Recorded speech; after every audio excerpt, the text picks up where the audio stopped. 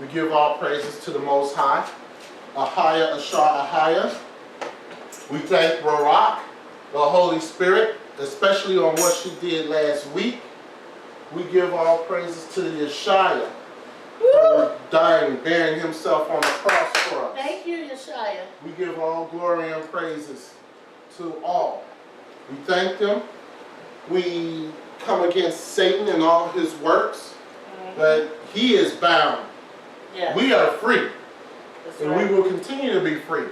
No matter what the devil is attempting to do in this world, because he is the devil of this world, we are still children of the Most High. That's right. We have to act like children of the Most High. We have to walk like children of the Most High. And we have to talk like children of the Most High. So I give him all the glory and praise, and I thank him from the bottom of our heart. Our lesson today is going to be on Thanksgiving. When I was doing the research on this particular topic, there's some things that I already knew, but to go in depth with it, it kind of made me upset on how our brothers from Gad was treated. All our brothers and sisters, all the Gadites, how they were treated. Okay? No one should be especially the Native American, and especially the so-called Native American Indians, should have anything to do with this holiday. But we, especially as children, because the Gadites, they're our brothers and sisters, we should have nothing to do with this pagan, disgusting, immoral holiday. That's right. That's all it is. On the screen there it says, holiday hides the dark history of the slaughter of the so-called Native Americans and the history of exploitation that includes enslaved blacks, Africans, mocking the poor and getting you to buy things you don't even need. That's what they do. That's what this whole holiday is about. In fact, every holiday has a dark history to it. Every single one with that I in the middle has some type of dark, disgusting, perverted history to it. And today, since next week, a lot of people are going to be Happy Thanksgiving, not even realizing what happened on that particular day. Okay?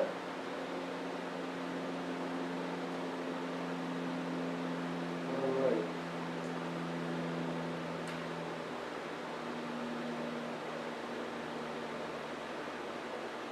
There we go. Of course, on YouTube, the next time we're going to go street preaching is November 29th. We are still going to have teachings on November 29th. Teachings are still going to be at the same time. We're going to go street preaching after that. Okay? All right. Upcoming, Judaism. How perverted and how sick is Judaism?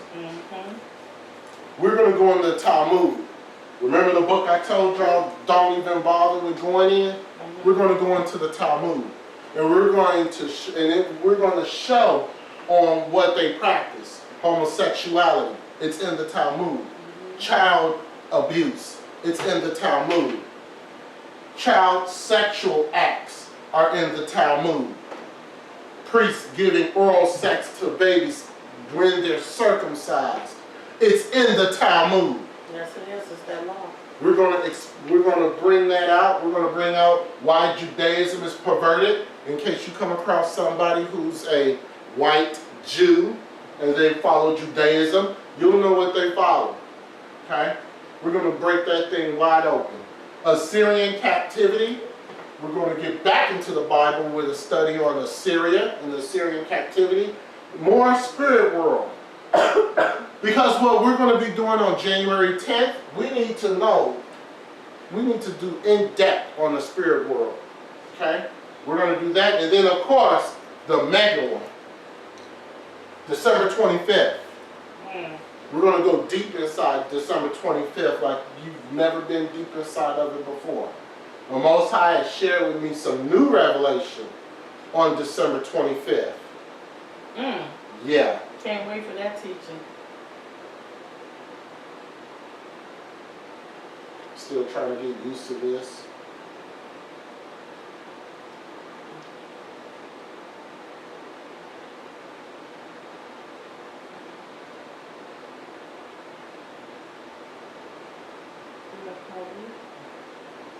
All right, today we're going to talk about Thanksgiving. How pagan is it? All right?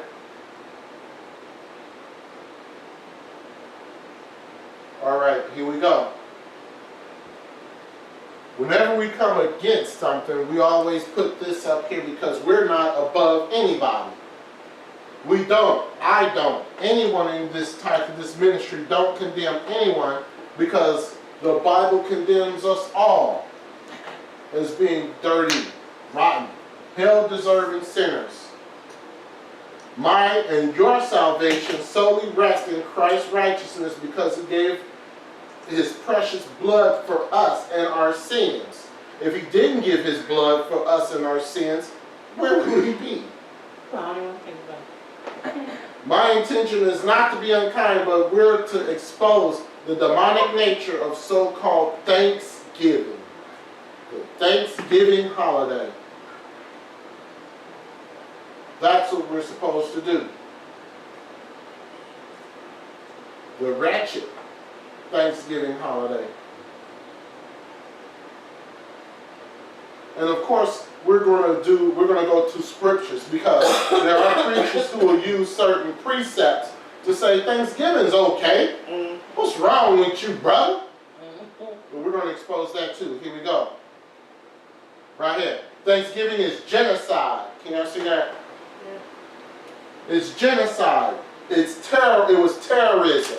Yeah. Smallpox, colonization, torture, theft of land, rape, Thanksgiving. So which one are you being thankful for when you're sitting at the table and you got that headless turkey and you got all that stuff going on? And I was a heathen. I used to practice it myself. But see, when you come into the light on something, if you continue to do it, then you're going to get chastised for it. We came into the light and we don't look back. We don't celebrate Thanksgiving. It's wrong.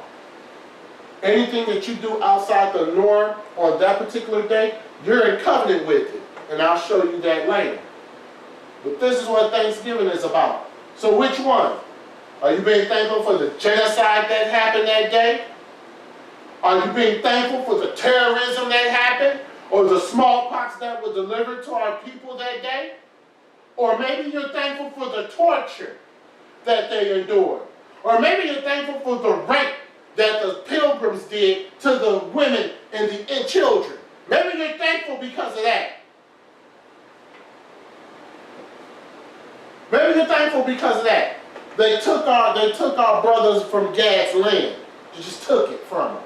Maybe you're thankful because of that. Pilgrims were perverts. All of them. Pilgrims they're so righteous. They're perverts. And I'm going to show you that.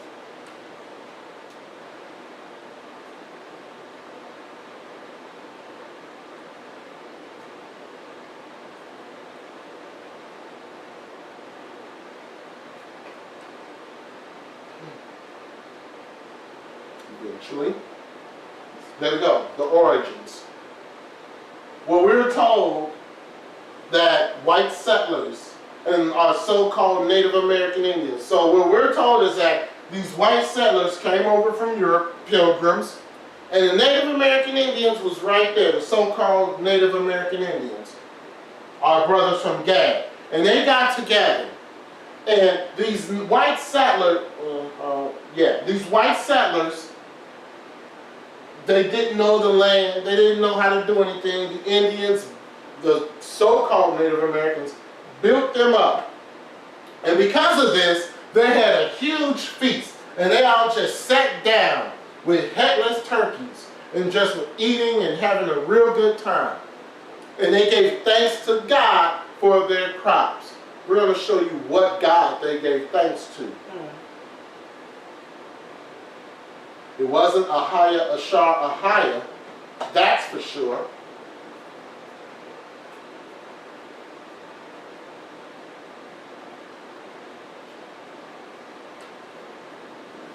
The so-called Indians or Gadites were destroyed that day, their land taken and sacrificed to a European god. We're going to expose that European god, but first let's go to Psalms 55, verse 19 to 21, our first scripture. You should be taking notes. The Most High shall hear and afflict them, even he that abideth of old, Selah. Because they have no changes, therefore they fear not the Most High. What are they talking about? They're talking about the white settlers who came over here into this country and took them. And took the land of the Gadites. Verse 20. He hath put forth his hand against such as be at peace with him. He hath broken his covenant. Who is that? The white settlers. They're breaking their covenant with the Native American Indians that they had. Verse 21. The words of his mouth were smoother than butter. That means they talked a good talk. But war was in his heart.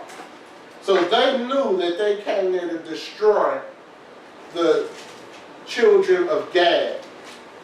When they first got on that land, they probably thought it was empty. Whatever. But they knew the minute they saw them, they called them savages. Yep, that was their name. Because of how they were dressed, they called them savages. And we're going to eliminate these savages one way or another. His words were softer than oil, yet were they drawn swords.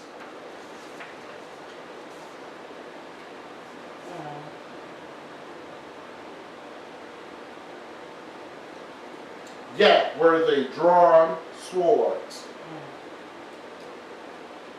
So that scripture, that tells you that they came over with all kinds of niceness and kindness, but Satan comes as an angel of light to deceive everyone.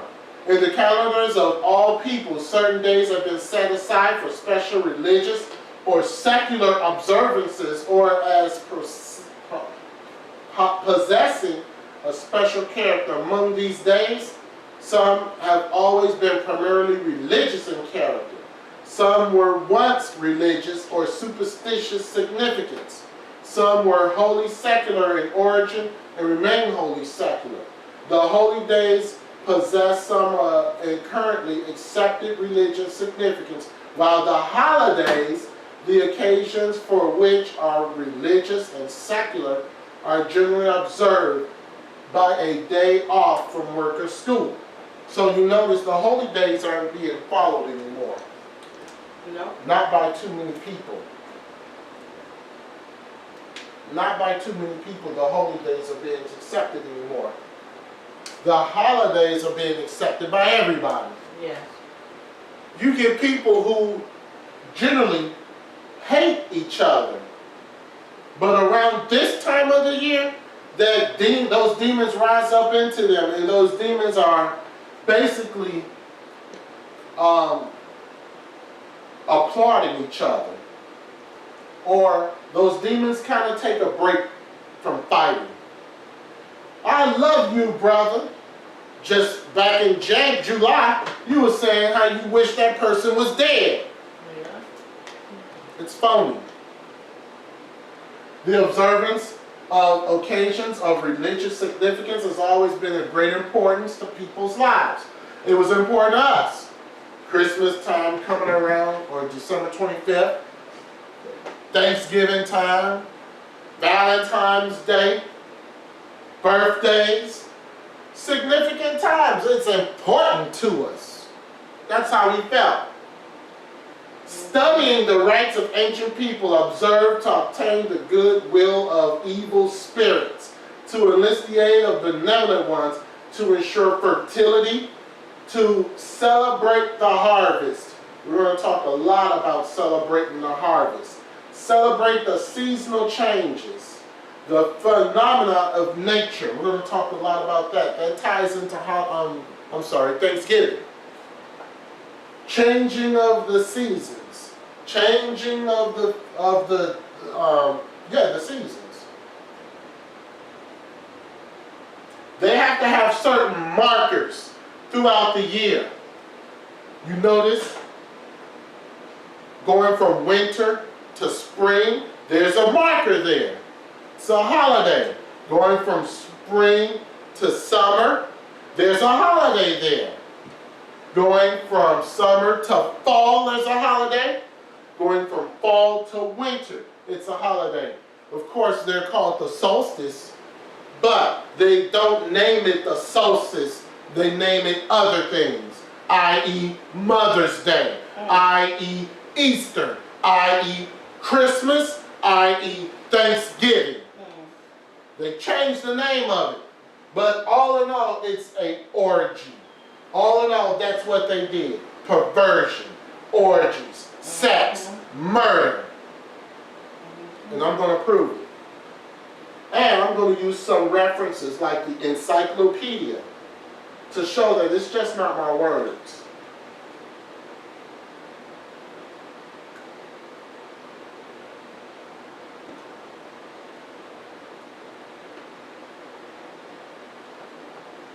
When a person studies the significance and origins of today's Christian religious observance, and then realizes that primitive pagan rites are incorporated, they should stop celebrating it, period.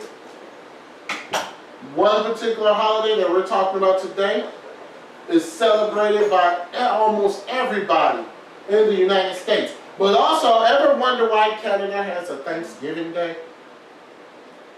Why do other countries have a Thanksgiving Day if it was solely for the United States? We're going to talk about that. We're going to get it.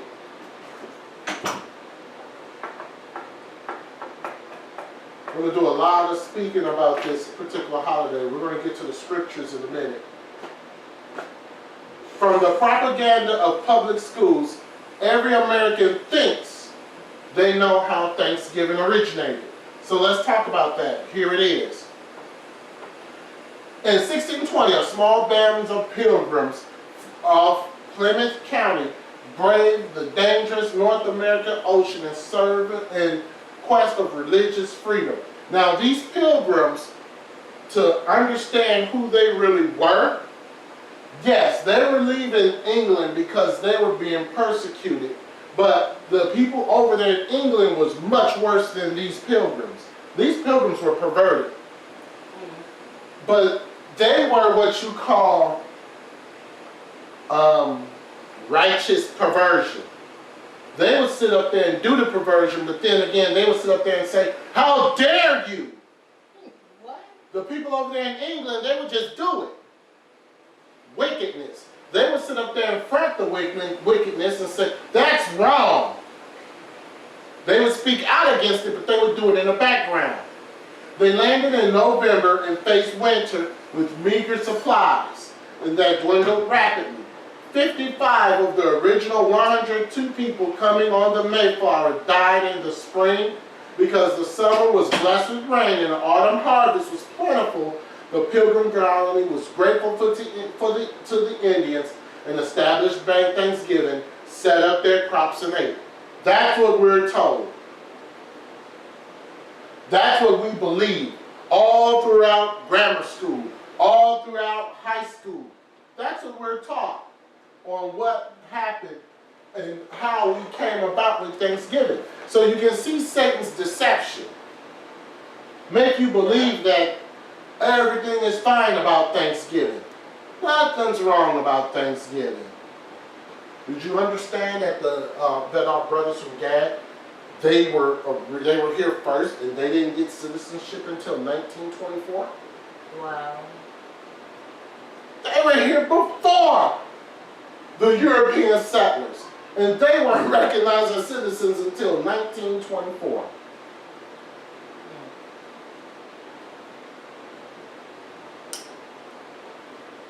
They weren't. They weren't recognized as citizens. They were still recognized as savages, as beasts.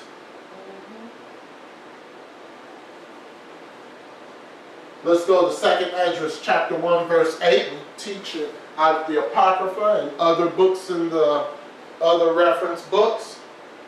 Pull thy off then the hair of thy head, and cast all evil upon them, for they have not been obedient unto my law, but it is a rebellious people. He's talking about pretty much the whole world right there. Cast all the evil upon them, for they have not been obedient to my law. This is the Most High talking. They're not obedient to my law, so evil is going to be cast upon them. They are rebellious.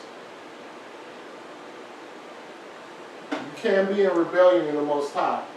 Continue to be rebellious in the Most High, and I guarantee you that you're going to have problems in your life. Over and over and over again. It's going to happen. Supposedly this is the origin of the holiday known as Thanksgiving. And it's so pure and holy, everyone can observe it with a clear conscience, without even thinking. And you're thinking that it's pleasing to a higher. If that was the origin that we just read about, Thanksgiving is pure and holy. That's what I used to think. Yeah. It's pure. It's holy. The Indians got together with the white settlers and they just sat there and had a nice old feast. I was ignorant. And I'm not ashamed and not afraid to say that I was ignorant. I followed December 25th to the hit. We got to get the house decorated. We got to get that big old pagan tree with all kinds of lights, a doggone ticking time bomb in my own house. We got to get the lights around the house all decorated up. A ticking time bomb is what my house was. One little spark from those lights and kaboom! Yeah. Wow. Ignorance. We had to have Thanksgiving dinner. I want my turkey, I want my dressing, and I want my cranberry sauce. Ooh, don't speak of that. Guess what? We're going to talk about what that meal represents also. But here's the truth. The truth is a little different. And history actually tells what this is, and also the Bible does also. Let's go to Encyclopedia Britannica, 1980, volume 5, and it tells us about the harvest home. Remember, we talked about the harvest earlier, and here it is. The harvest home, also called Ingathering, traditional English harvest festival, celebrated from antiquity and surviving the modern times in isolated regions. Participants celebrate the last day of the harvest by singing, shouting, and decorating the village with boughs. The Keliak, or last sheaf of corn, represents the spirit of the field, is made into a harvest doll, and drenched with water as a rain charm. This sheaf is saved until the spring planting. This is what they did. This is what they did. Celebrating the harvest home. We're going to talk about the corn and what that represents. We're going to talk about the harvest doll and what that represents. We're going to talk about that. I'm going to show you how demonic this holiday is.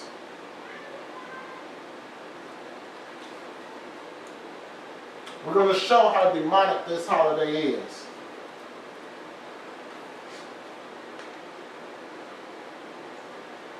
The ancient festival also included murder of a grain spirit. They would symbolically go around murdering, they call it murdering grain, but eventually that murdering of grain turned into people.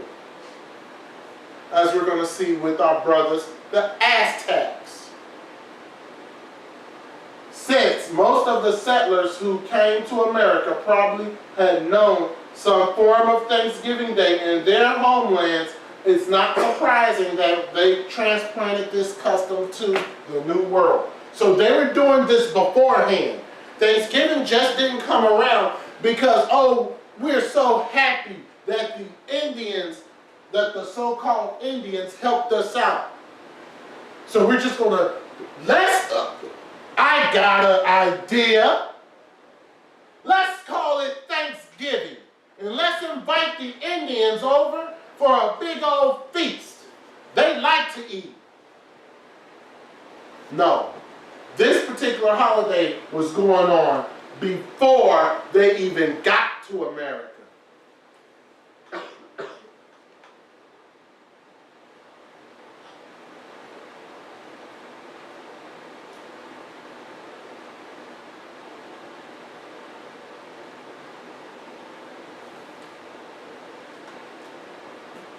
Let's go to Celebrations, the comprehensive book of the American holidays. Robert Myers, 1972, pages 271 and 272.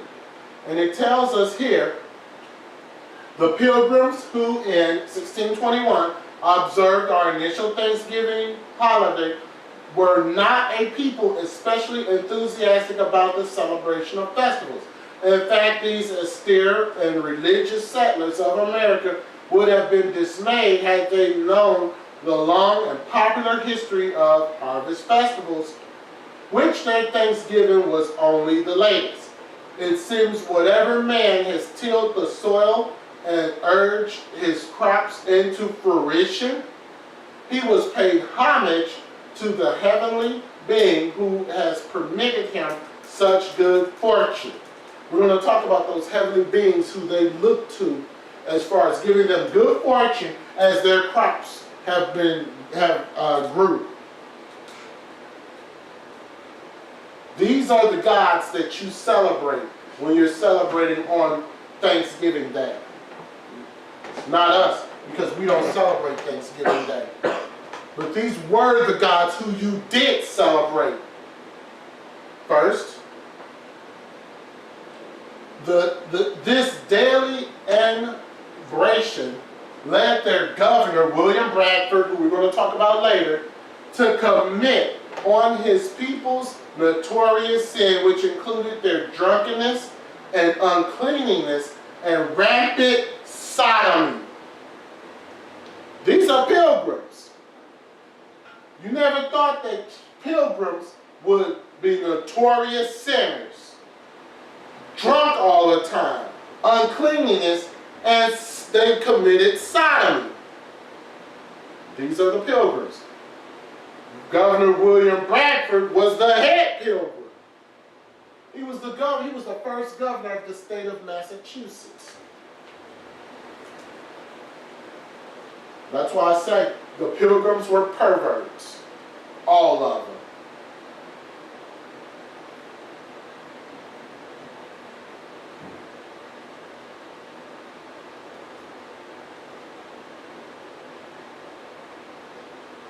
Second address, chapter 2, verse 3. I brought you up with gladness, but with sorrow and heaviness I have lost you.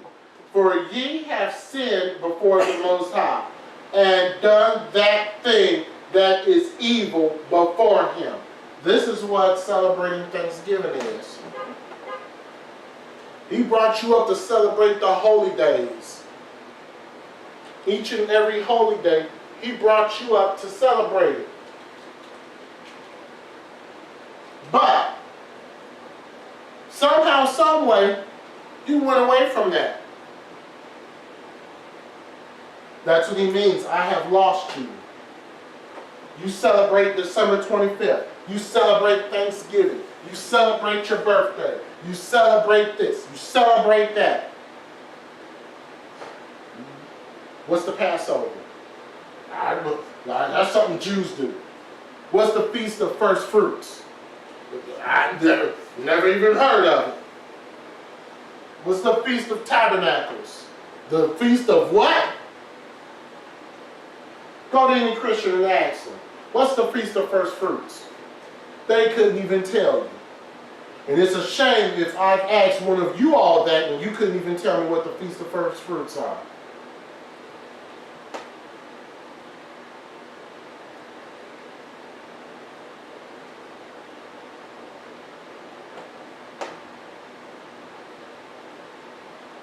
It's awfully quiet in here.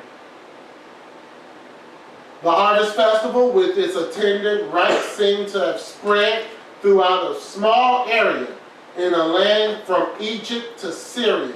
See, Egypt is known as the cradle and birthplace of the world. But everything that's pagan started out in Egypt. The first or last sheaf of wheat was offered to the great mother, or the mother of the wheat. And who was the mother of the wheat? Astar. Somebody tell me who Astar is.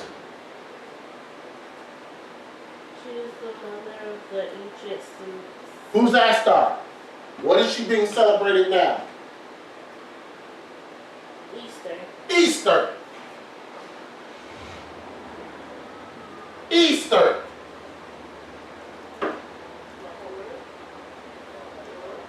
So it goes all the way back to Egypt and Syria.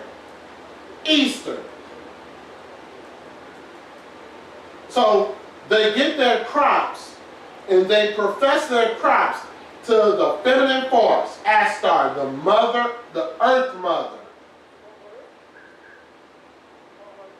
To the Pygerians, I believe that is, she was called Semele, under the name of Demeter. Anybody do Greek mythology? You know who Demeter is?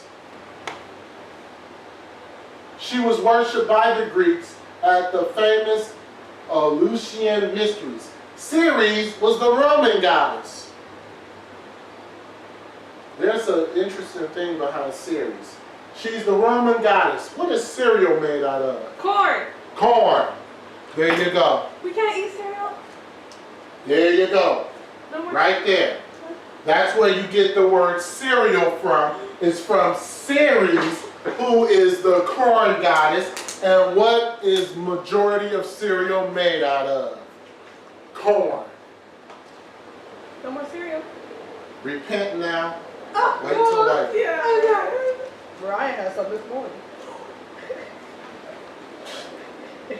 I think I have that later slide. I think I just went ahead of myself.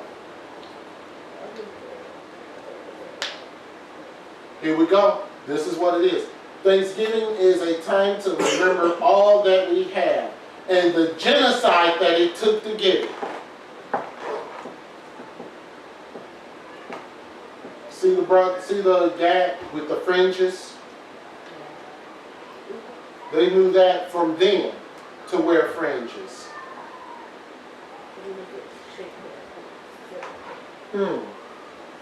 Very interesting, huh?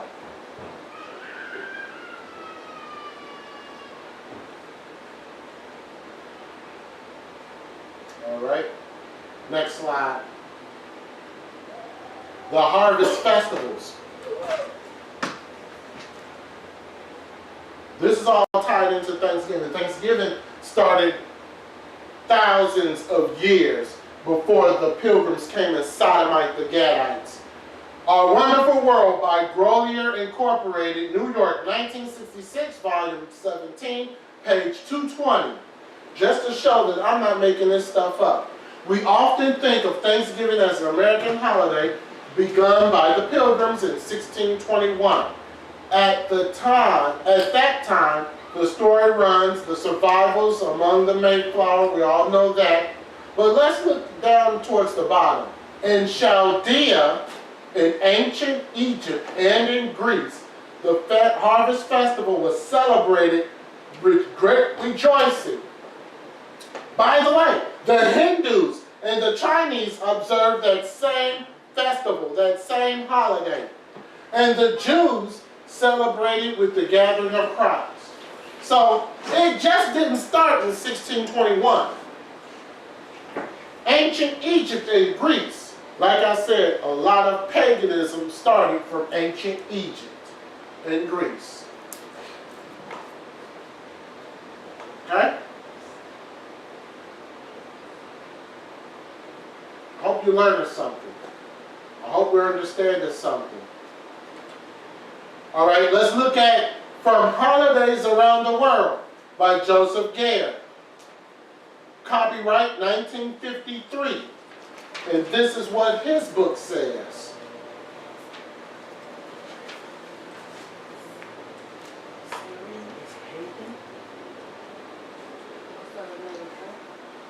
It comes from the Greek God series. The Romans celebrated Thanksgiving early October. The holiday was dedicated to the goddess of harvest, Ceres, and the holiday was called Cerealia. That's where we get the word cereal from. And like I said earlier, Ceres was the god of corn. And what is cereal made out of? Corn. Corn. Repent now and forever hold your peace. I repented when I started reading that. I'm so sorry. See, you can't be in covenant with the devil. The devil comes in all shapes, sizes, comes in all different ways to get you in covenant with him. If he doesn't get you in covenant one way, he'll try another way. Something as simple as cereal and milk.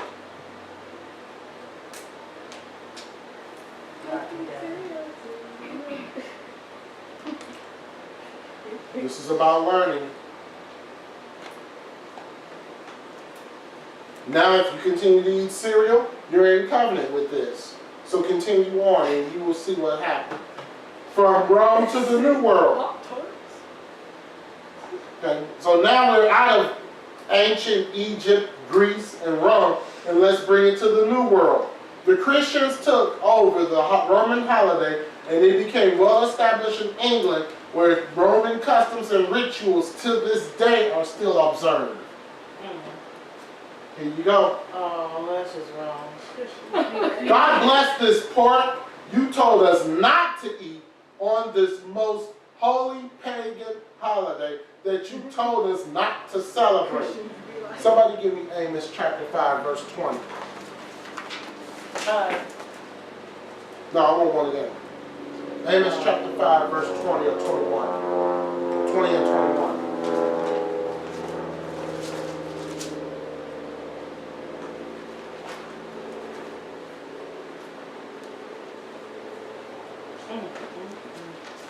Amos what? Amos chapter 5. Let's start at verse 20.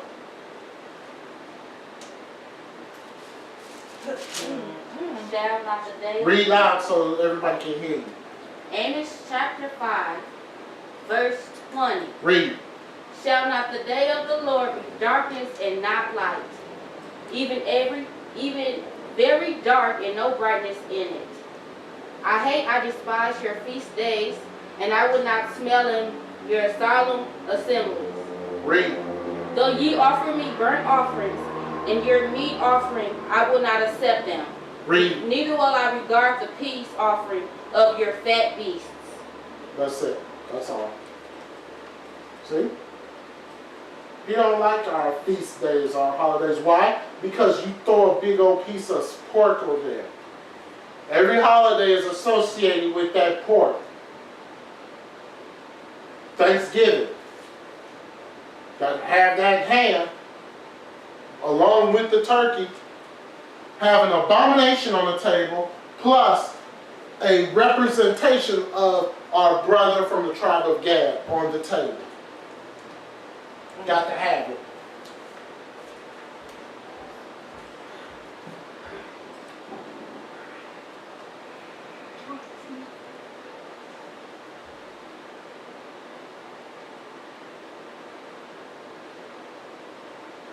In England, we talked about the harvest home. In England, it's observed continuously for the years. The custom was to select a harvest queen. She's decorated with grain of the fields and fruit of the trees. So what we're going to do is we're going to get one of these young ladies and we're going to decorate her with corn, and we're going to decorate her with all kinds of grains from the field. We're just going to tape it on her face.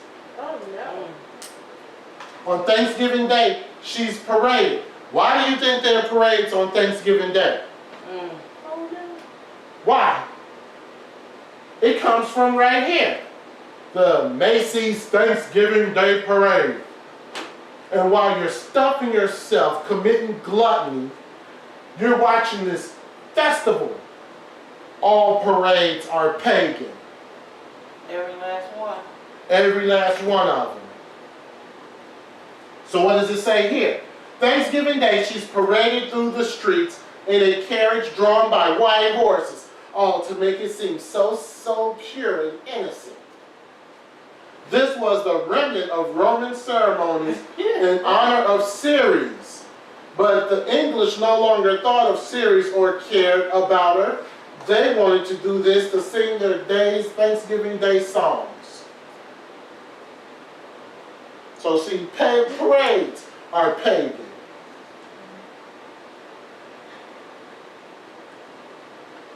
Wow.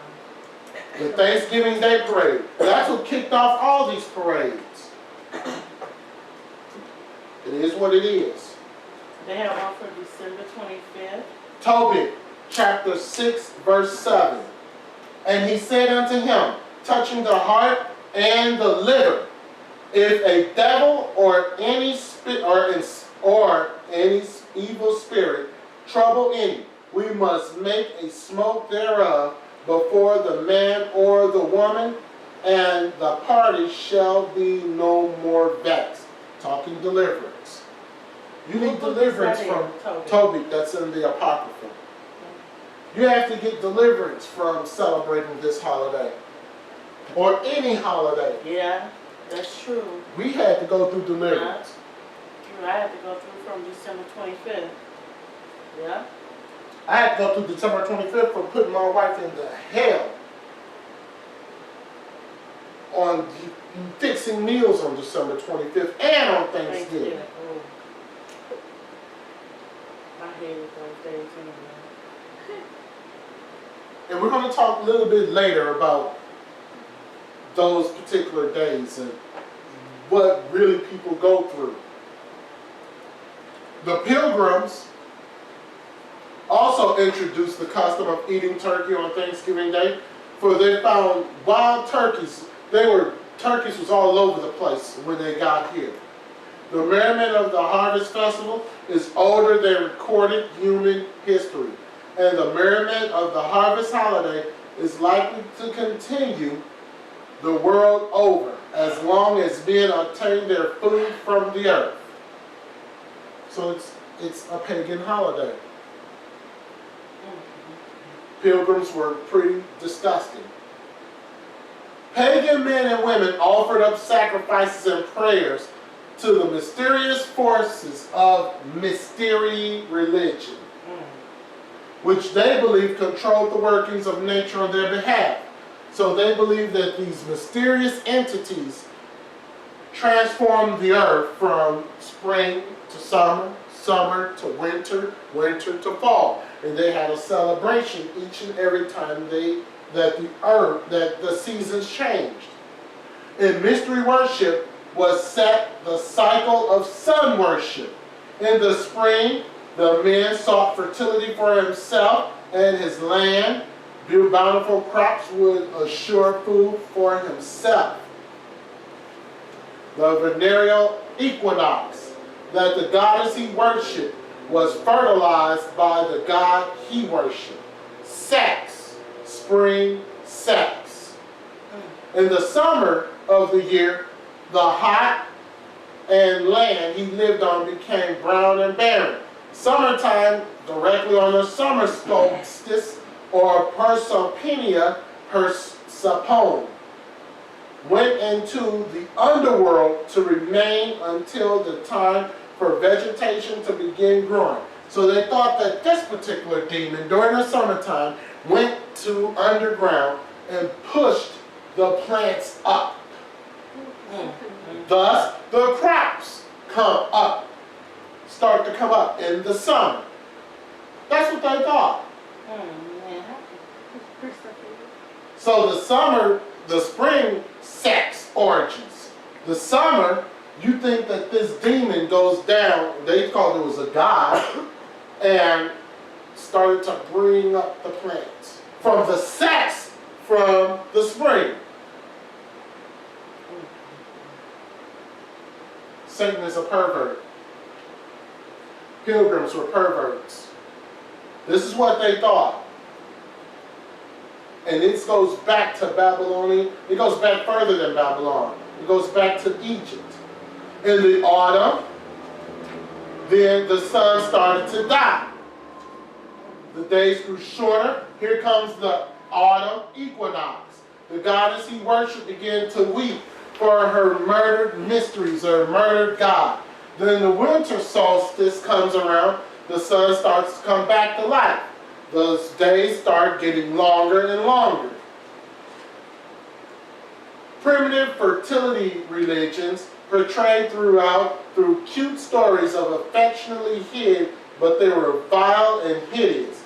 Thanksgiving Day worship merely is the ancient fertility rites veneered with the respectability of Christians. However, the fact still remains that it's ancient fertility worship. Let's go to 1 Corinthians chapter 10, verse 19.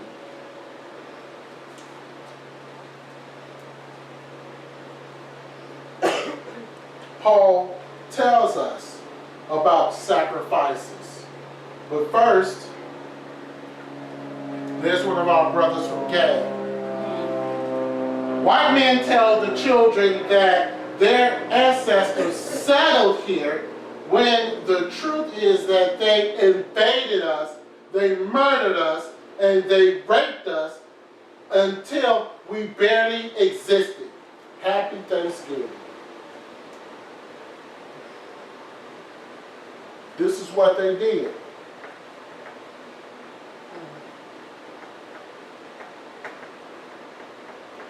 At this point, I was kind of tipped off.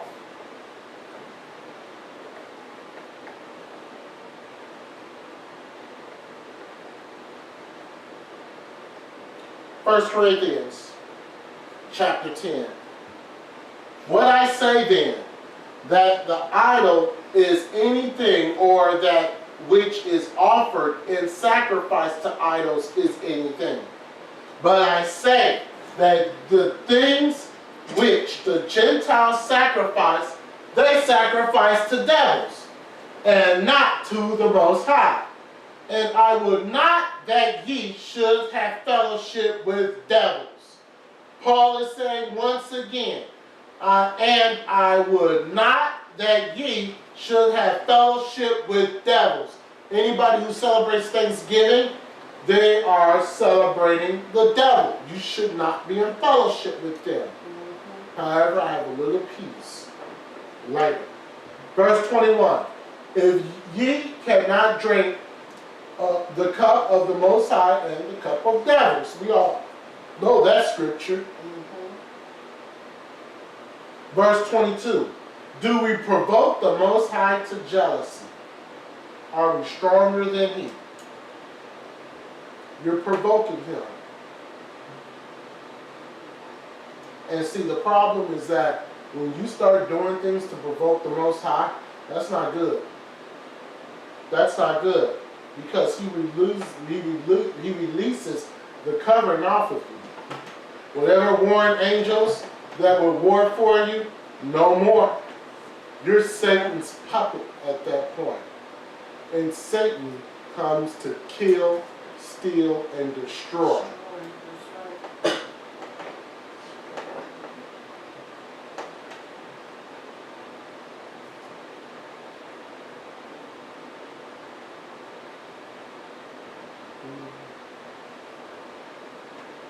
The Apostle Paul told us emphatically that the things the Gentiles sacrifice are sacrificed to demons, and we are not to have fellowship with demons. Romans 2:12. For as many have sinned without law shall perish without law, and as many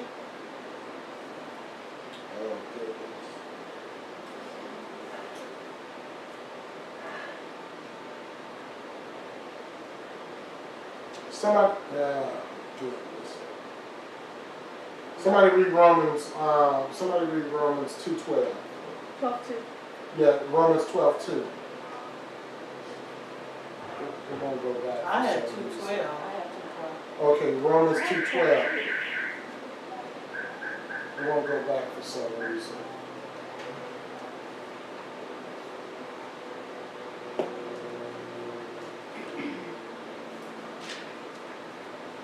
Continue going forward. Can you go back to the other screen? Romans 2:12. For as many as have sinned without law shall also perish without law. And as many as have sinned in the law shall be judged by the law.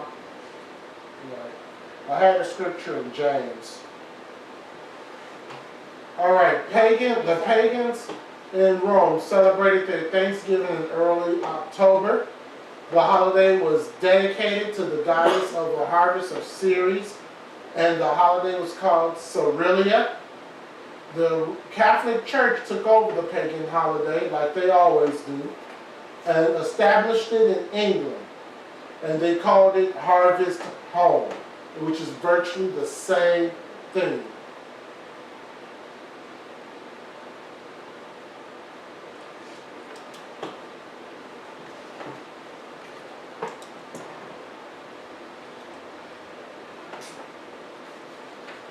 All right, let's go to our own hemisphere.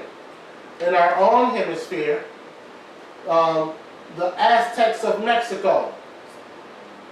Who can tell me something about the Aztecs? They were an Indian tribe in Mexico. And the harvest, they took a bad approach to it. Each year, a young girl, a representation of, I guess that's Zalian, the goddess of the new corn, was beheaded. This is the Aztecs. They're from the tribe of Gad. Did you do a lot of human sacrifices? The Pawnees also sacrificed a girl, and more temperate move, the Cherokees of American Southeast danced to the green corn dance, which began the new year at the harvest end. Yes. Do you know to this day in Mexico, sometimes you go there, even though Mexico is on top of what the Aztec used to have, they still be out there doing it. They be dressed up and all this stuff, and they still be out there doing it. Mm. To this day, currently, they still do it Yeah. every year. Yeah. But that just goes to show you that Thanksgiving is pagan, and it didn't just start in 1620. It continued on. Chief Massasoit and his 90 braves felt right at home with the Pilgrims' Fathers on that day in 1620, because they were doing basically the same thing, worshiping and honoring the harvest when it came up. Obviously, the idea for this first Thanksgiving just didn't pop into the mind of Bradford. On the contrary, Thanksgiving, in the guise of the pagan harvest festivals, can be traced back to ancient Babylon and the worship of Sumerius once again. Ancient Babylon once again. Every single holiday can be traced back to ancient Babylon when basically all paganism started. First Ezra chapter 4 verse 37. Wine is wicked. The king is wicked. Women are wicked. All the children of the men are wicked. And such are all their wicked works. And there is no truth in them. In their unrighteousness also they shall perish. Where do we get the idea that wine is okay? Do we really need to say? No, we don't. This will be trouble. Everybody's wicked. Wicked in their unrighteousness, and anytime that you're unrighteous to the Most High, you will perish. He may not get you today. He may not get you tomorrow, but you're going to get caught. You're going to get it. So why not live righteous? Samarius. She advised that a spirit was caught in the trees where Nimrod died, and they had to place gifts under the tree for Nimrod. December 25th. December 25th. That's what Samarius said. We all know that Nimrod was killed by who? Who killed Nimrod? Oh, Book of Jasher. I know this. No. What was his name? No, I know this. Who killed Nimrod? What's the name? No, Joe? No, it wasn't David. Joel.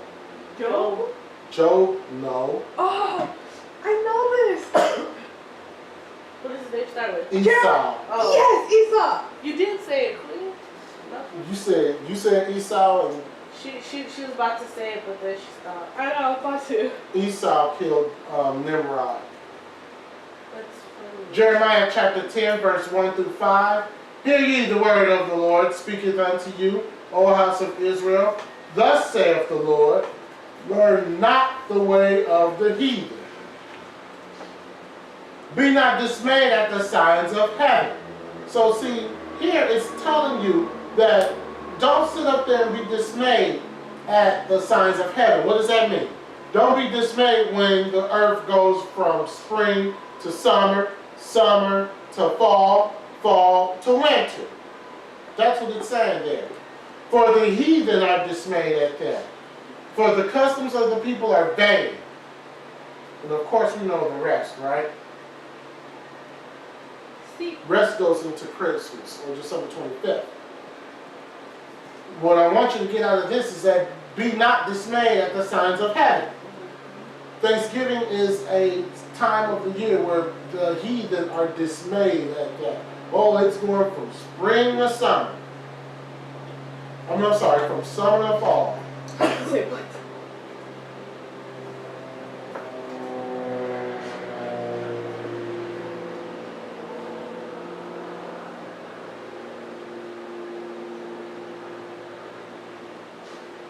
Now, what really happened Thanksgiving?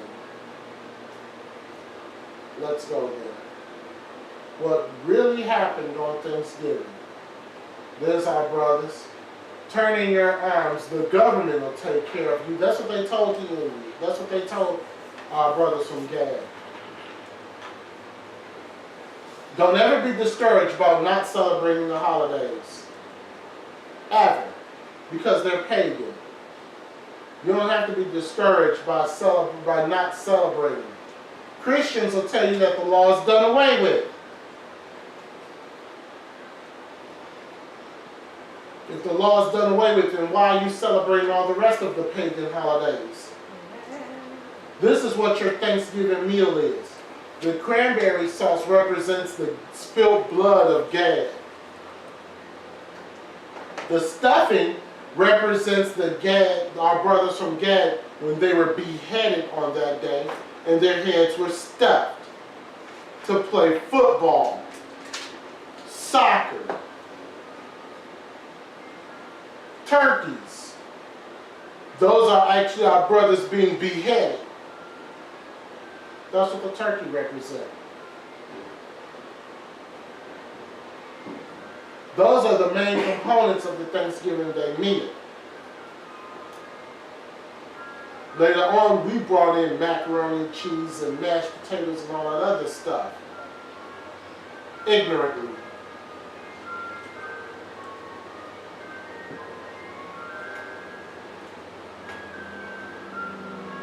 That's what I'm not going to do. Even when I used to watch football on Thanksgiving, I'm not going to do that anymore. Because I'm not coming in covenant with Satan.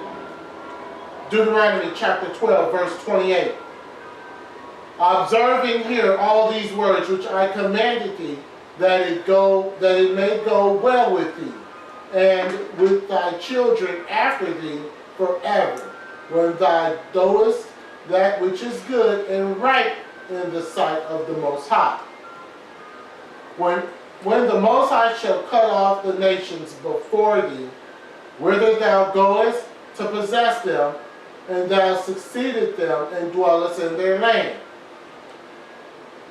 Take heed to thyself that thou be not snared by following them. I meant to highlight that. Be not snared by following them. After that, they be destroyed from before thee, and that thou inquire not after their gods, not after their holidays. How did these nations serve their gods? Don't even ask why. Even so, I will do likewise. Don't even say, well, how are they doing this? What is the Hindus doing on Thanksgiving Day? What are the Chinese doing on on Thanksgiving Day? The Most High says, don't even ask that. Verse 31, thou shalt not do unto the Most High for every abomination to the Most High which he hateth. They have done unto their gods thanksgiving. For even their sons and daughters have burnt in the fire to their gods. So yes, back in those days they would sacrifice their children to Moloch and burn them in those days to celebrate Thanksgiving. And they still do it today. Bohemian Grove. What things soever the Most High command you, observe to do. And thou shalt not add thereof or diminish from it. So we're supposed, whatever the Most High tells us to do, we're supposed to do it to the hilt.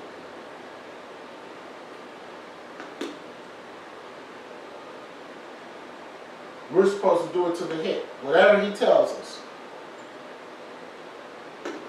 The Feast of Tabernacles, supposed to do the Feast of Tabernacles. The first fruits, that's what we're supposed to do. What God you serve on Thanksgiving? Everything evil is on holidays, and they all go against the Most High. Let's have even more truth.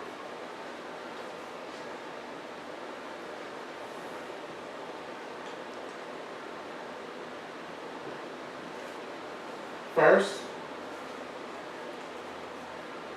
only after the last tree has been cut down, only after the last river has been poisoned, only after the last fish has been caught, only then will you find that money cannot be eaten. That's the Cree, the tribe of Cree, which is the tribe of Gad. That was their prophecy. Yes, the pilgrims even poisoned the water so they couldn't drink it. That's what they did.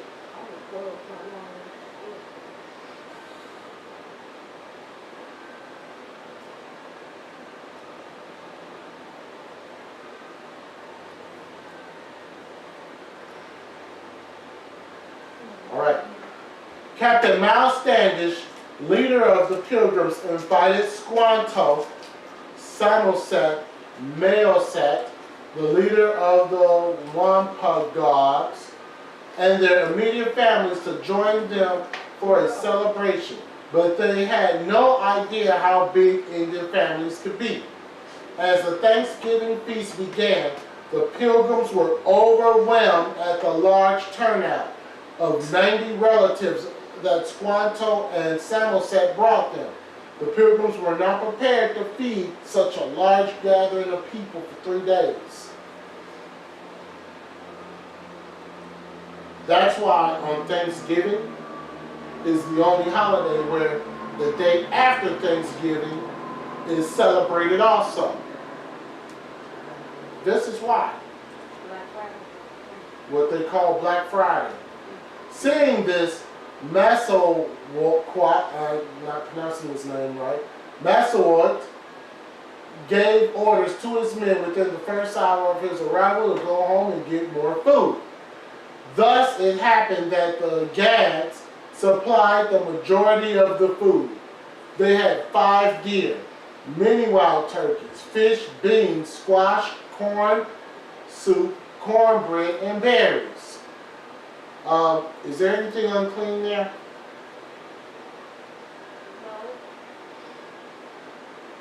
No. Anything unclean? Nope. No, wild turkeys are clean. Wait, what is it? Everything's up there is clean. Everything up there is clean. Mm. No pork. Very interesting, huh? Captain Standish sat at one end of a long table and Clan Chief Masawat sat at the other end. For the first time, the Wampanoag people were sitting at the table to eat instead of on mats and furs spread on the ground. The Indian women sat together with the Indian men to eat. The Pilgrim women, however, stood quietly behind the table and waited till after the man ate because that was their custom. So this is how it started, okay? But something happened. For 3 days, the Wampanoags feasted with the Pilgrims. It was a special time friendship between the two groups of people. A peace and friendship agreement was made between the Pilgrims and the Indians. Give me Psalms 55 again. Psalms 55 verse 20.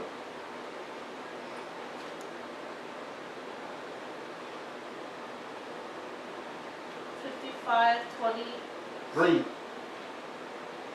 He hath put forth his hands against such as be at peace with him. He hath broken his covenant. So right there, it talks about the Native Americans, it talks about our brothers Gad, and it talks about how the Pilgrims broke their covenant. It would be very good to say that this friendship lasted a long time, but unfortunately, it didn't.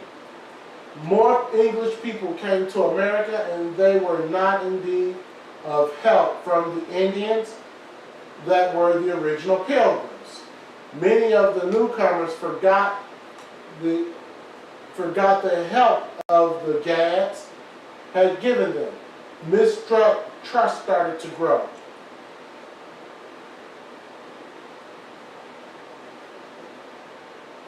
So there was a lot of mistrust going on.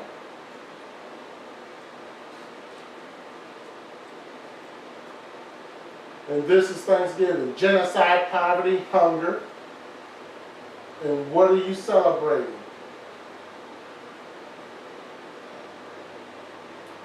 The Pilgrims started telling their Indian neighbors that their Indian religion and customs were wrong. So before then, they were following the Most High. A lot of tribes were following the Most High. They were telling them that they were wrong. The Pilgrims displayed an intolerance towards the Indian religion similar to the intolerance displayed towards less popular religions in Europe. The relationship started to deteriorate, and within a few years, the children of the people who ate together on the first Thanksgiving were killing one another, and that became what was called as King Philip's War. Okay, you're going to learn about that if you take history, about King Philip's War. That was the first time that the settlers, the European white and the native Gad got into a fight. It is sad to think that this happened, but it is important to understand that all of the story and not just the happy part. Today, the town of Plymouth Rock has a Thanksgiving ceremony each year in remembrance of the first Thanksgiving feast. There are still Wampanoag people living in Massachusetts. In 1970, they asked one of them to speak to mark the 350th anniversary of the Pilgrims, and this is what he said.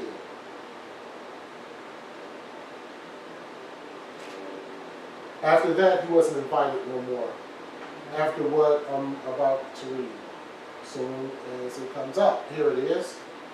He said this: "Today is a time of celebrating for you and a time of looking back at to the first days of white people in America. But it's not a time for celebrating for me. It is with a heavy heart that I look back upon what happened to my people. When the Pilgrims arrived, we, the Wampanoags, welcomed them with open arms, little knowing that it was the beginning of the end. That before 50 years were to pass, the Wampanoag would no longer be a tribe. That we and other Indians living near the settlers would be killed by their guns or dead from diseases we caught from them. Let us always remember the Indian is and was just human as the white people." So you can pretty much tell that he probably wasn't invited to any more, he wasn't invited to any more feasts after saying that. How dare him? So the story begins in 1614 when the English settlers came to England with a ship full of Patuxent Indians bound for slavery. So 1614, they came over here. They grabbed our brothers and they sent them back to England for slavery. They left behind smallpox and virtually wiped out those who had escaped. So those so-called Native American, I'm just going to call them Gadites. Those Gadites who escaped and didn't get bound by the English settlers, what happened to them? They got wiped out with smallpox.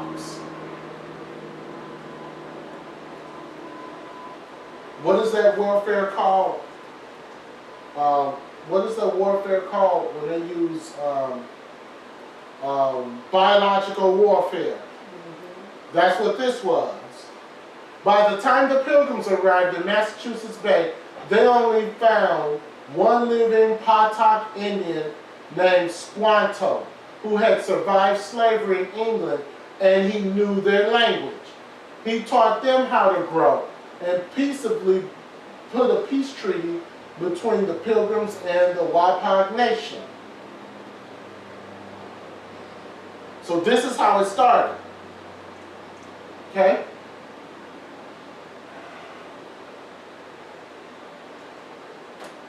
But the Pilgrims were looking and they were like, this land is nice.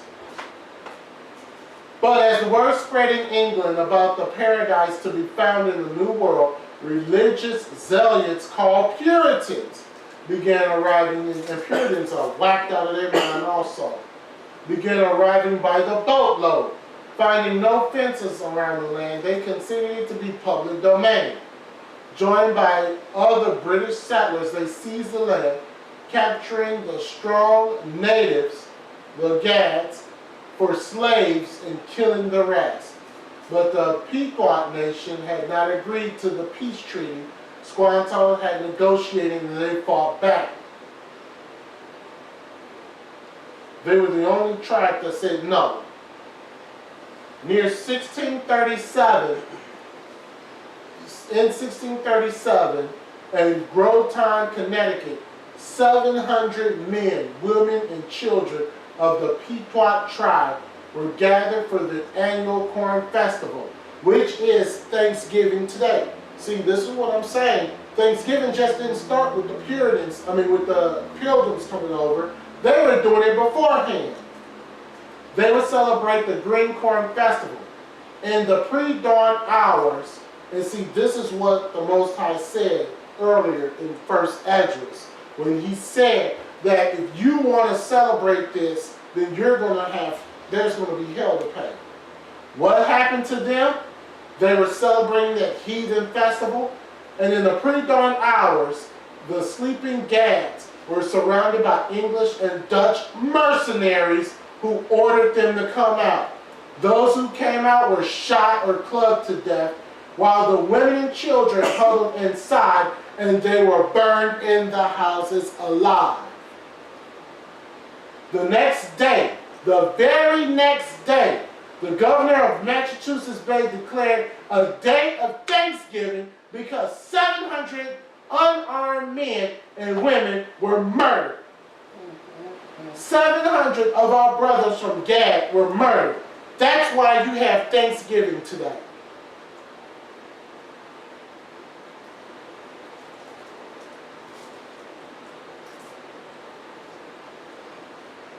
There's more.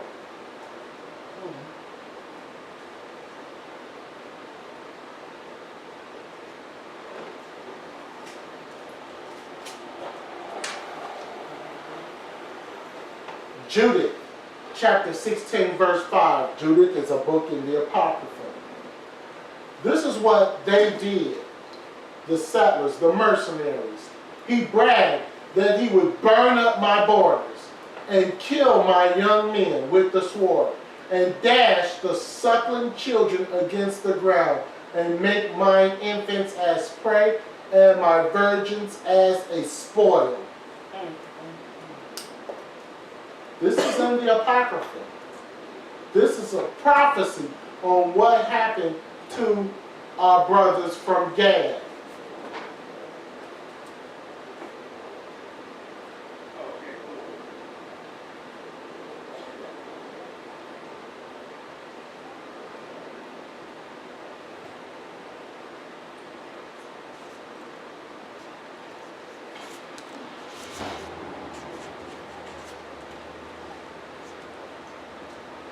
So the Indians told them, we come to bring you friendship and help you survive.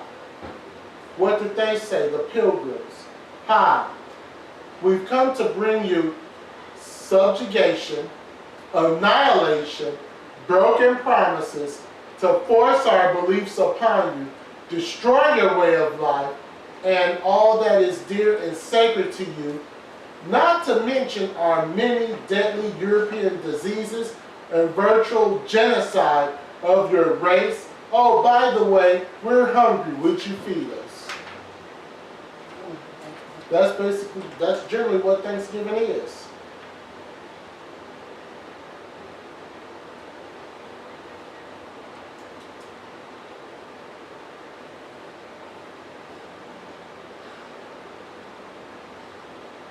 You know, as far as just being a Christian, when I knew anybody, people used to ask me about, I have told my family members that Thanksgiving was when the pilgrims came over and had a big feast with Indians and Native Americans. That's because that's what I learned in school. That's what I learned in school.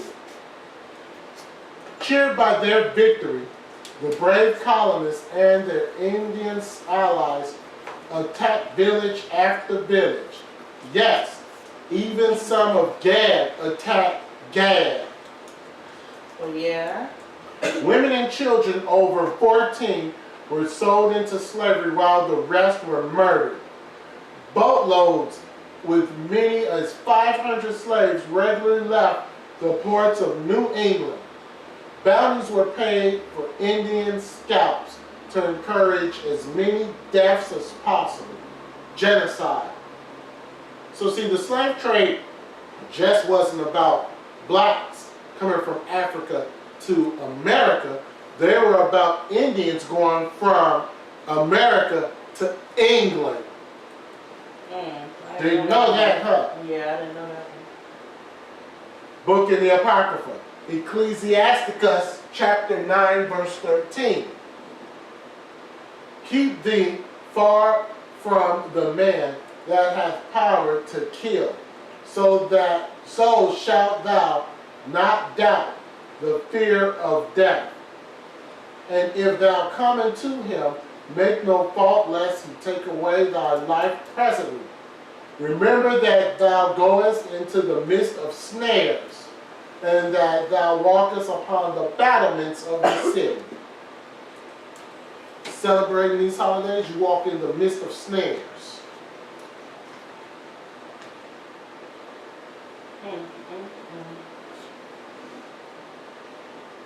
Yes, our brothers and sisters from the tribe of Gad were on ships just like we were, going from their home to England. Well, that was that second time then, because they came over. Well, they came over, that's different. The Most High brought them over. Mm-hmm. This time they're being forced over. They were taken from their land to England to be slaves, just like we were taken from our land to come here to be slaves. Well, Africa was not our land. Well, it was our land then. Following an especially successful raid against the Pequot in what is now called Stamford, Connecticut, the churches announced a second day of Thanksgiving to celebrate victory over the heathen savages. That's why we have 2 days off. Or you have 2 days for Thanksgiving. Because the first day, that just wasn't good enough. The leftovers, they had to have a second day. During the feasting, the hacked off heads of the natives were kicked around in the streets like soccer balls. That's why I will never ever watch Thanksgiving or football or any other sport on Thanksgiving ever again. Even the friendly Wapah did not escape the madness. Their chief was beheaded, and his head was impaled on a pole in Plymouth, Massachusetts, where it's displayed for 24 years. His head was on a pole in Plymouth, Massachusetts for 24 years. Why do you celebrate Thanksgiving? This is so disgusting. Why do you do the things that they do on Thanksgiving? I think people just don't know. Why do you eat and commit gluttony? Yeah. Why do you watch the sporting events on Thanksgiving? Why do you do all that? Yeah, a lot of people commit gluttony.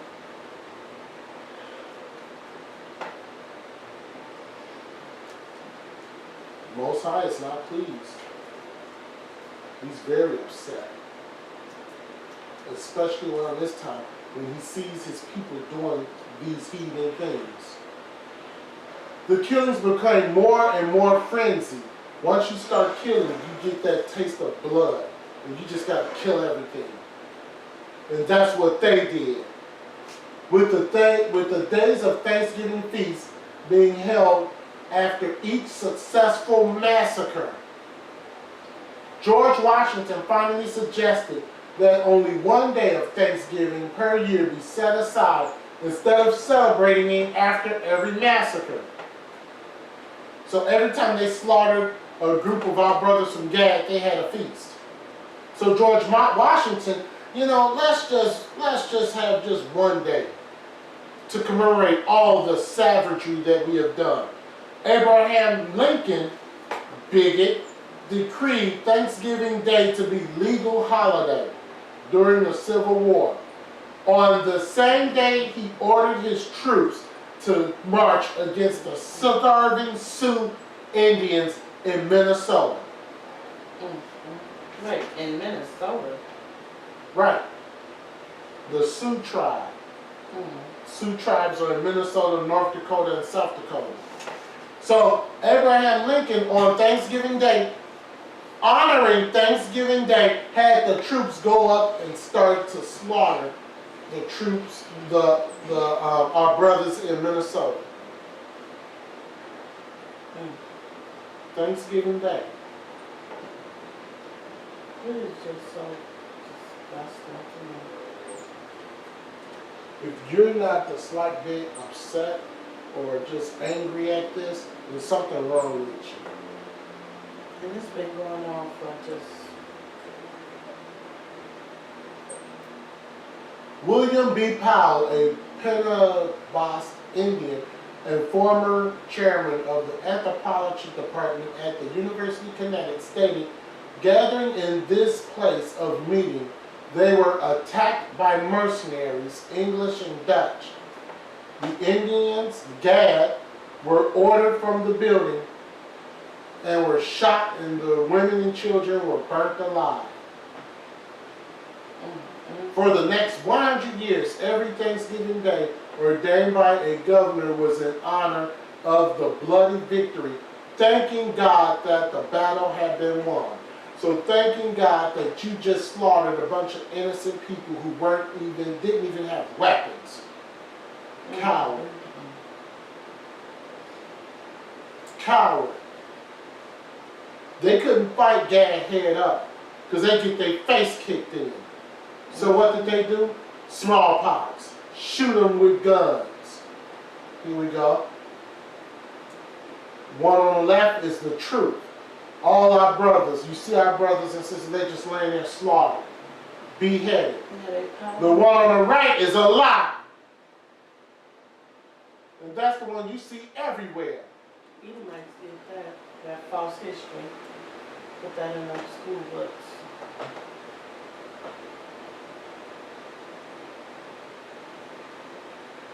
There's more. Oh no.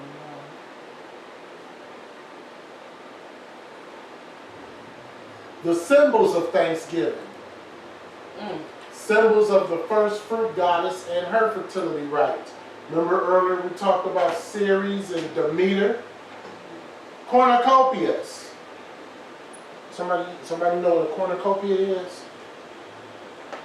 Is it, I have a picture of one. is it But- like a, oh.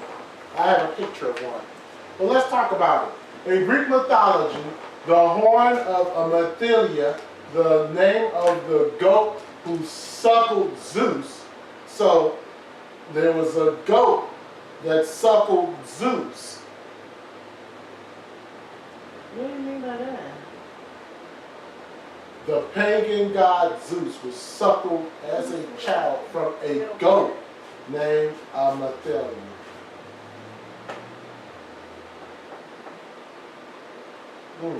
Became known as the cornucopia or horn of plenty. Isn't it bestiality? Pretty much. Isis, the Egyptian faithful wife, mother, and goddess, was identified with Hathor, the horn. Cow goddess, horns are still used in pagan festivals today. So what is a cornucopia? A horn goddess? No, I'm going to show you a picture of it. A unicorn? Nope, I'm going to show you a picture of it as soon as it comes up. That is a cornucopia. People have those as centerpieces on their table.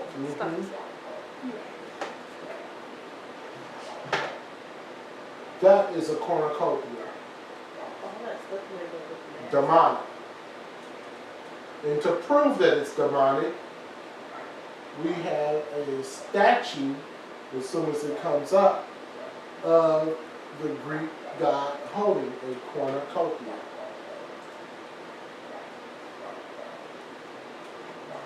There it is. Wow. What's that in your what's that? Who that's supposed to be Diana? No, that's the Greek goddess Isis. ISIS. What's that in your hand? Cornucopia. That's where you get it from. It's pagan. And people have it as a centerpiece every Thanksgiving. What's that in her other hand? I don't know.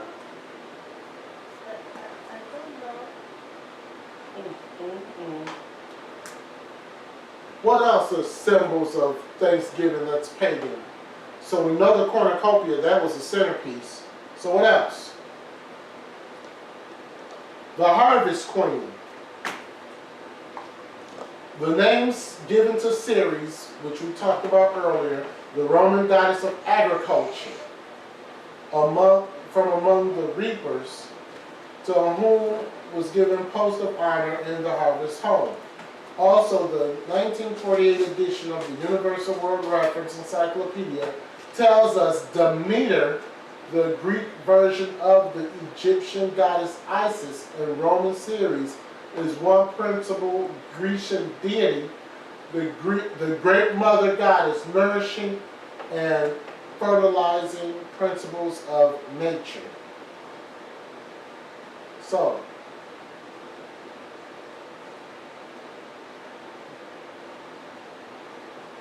let's get the harvest queen. That's a picture. That's what they used to do. Women would put all kinds of leaves and stuff in their hair. And they would mock the harvest queen. They do this on Thanksgiving.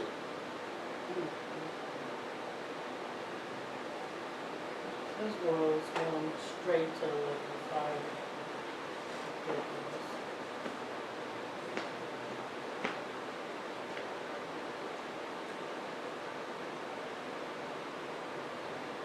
There's more. Corn. Corn represents Ceres, the corn goddess, agricultural and crops, or Xylon, the goddess of the new corn. Xylon was where the Aztecs, where they would behead young girls. And there it is. That's when you see corn on Thanksgiving. It's corn to Ceres, the corn goddess. How is that together? Poppies. It's tied together. It's like a wreath, like Christmas wreath. They have a wreath for Thanksgiving also. Poppies. Ceres corresponds with Isis of the Egyptians and Demeter of the Greeks.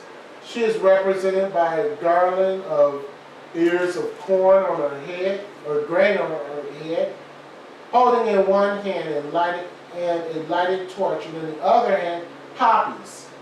Poppies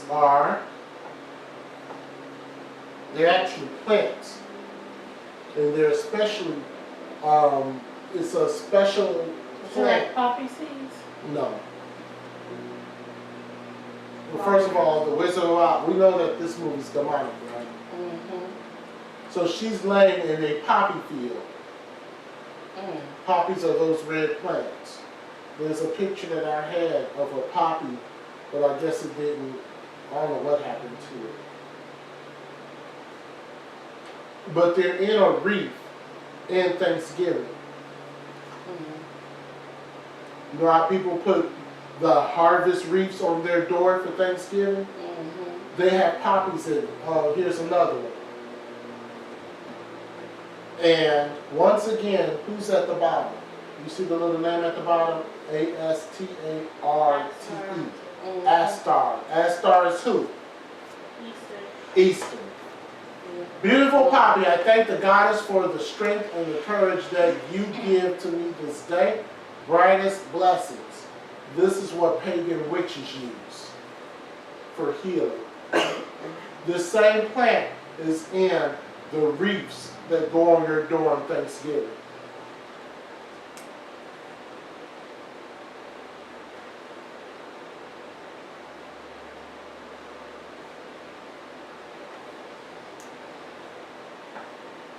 Thanksgiving just ain't about eating anymore. Demeter was represented with a cow and a sow, as well as honey, poppies, corn, and fruit, indicating thanksgiving for plenty. That's Demeter. Pig. She's supposed to be represented in pigs. Swine.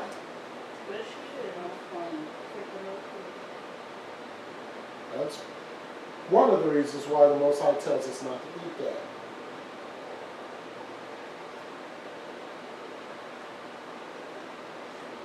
Or anything associated with pork. Salami, pepperoni, pork. Isaiah chapter 65, verse 3 and 4. A people that provoketh me to anger continually to my face, that sacrifice in gardens and burnt incense upon altars of brick, which remain among the graves and lounge in the monuments, which eat swine's flesh and broth of abominable things is in their vessels. provoking the Most High to anger, eating pig flesh, broth of abominable things. What is that? Like maybe, what is that thing? Jambalaya. That's abominable. It got all kinds of stuff in it. It's when you put in all kinds of abominations and make it a soup. Thanksgiving veneer. Oh,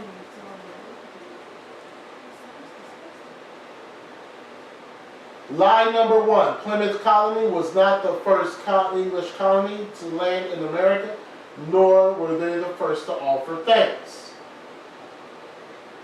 Lie number two, the first Thanksgiving was held August 6, 1607 by the colonists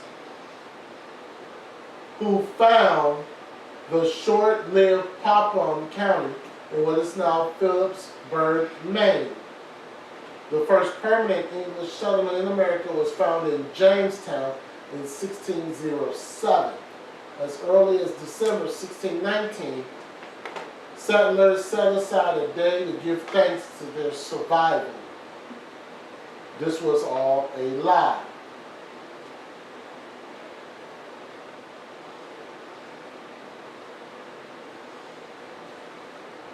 Lie number three.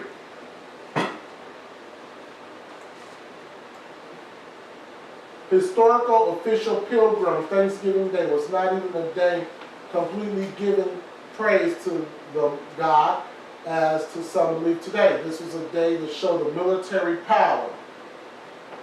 The first autumn or ample harvest ensured that the colony would have food for the winter months. Governor Bradford, with one eye on divine providence, proclaimed the day of Thanksgiving with the other eye on local political situation, extended an invitation to neighboring Indians, thus in having a peaceful relationship, which we all know that is another lie. They didn't have a peaceful relationship. He killed 700 Indians during that day who weren't even armed. The fourth lie is that the Pilgrims in 1621 came over. On the contrary, the pagan harvest festival can be traced all the way back to the early part of the Babylonian Empire. Pilgrims worshipped on Sunday as they did not keep the holy feast days as ordained in Leviticus chapter 23. They did not keep the clean and unclean laws listed in Leviticus 11 and Deuteronomy 14. The Pilgrims studied the Bible. If the Pilgrims studied the Bible, they would have practiced on the Sabbath. They would have did the holy feast days. They would not eat clean and unclean foods. Why did they not obey the Most High by doing what he commanded in Exodus 20, Leviticus chapter 11 and 23, and Deuteronomy 14? They worshipped on Sunday. They ate pork. Another brother from Gad. The biggest genocide is not the Nazi Germany. That's not the biggest genocide. 100 million of our brothers from Gad had been slaughtered and lost their homes since the white settlers came over to this country. 100 million. How many people died in the Holocaust in Nazi Germany? Was it more than 100 million? Are you kidding me? No. Not even close. How many people died in Nazi Germany? It was like, Huh? was it 100,000? Like a couple 100,000? No. It was in the millions. How many? 5 million? About 5 to 6 million were killed. 100 million of our brothers from Gad were killed. That number, it could be 5, it could be a little more than that. But not even close to 100 million.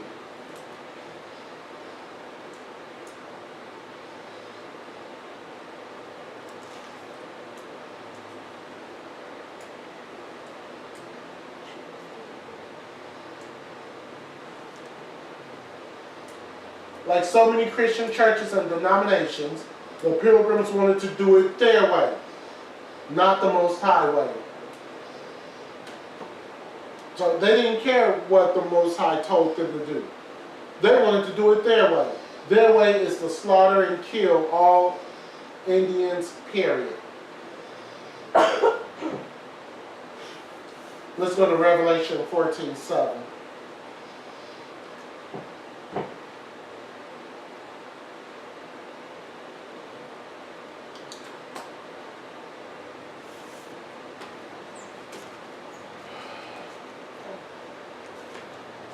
Saying with a loud voice, fear the Most High, and give glory to him, for the hour of his judgment is come, and worship him that made heaven and earth and the sea and the fountains of waters.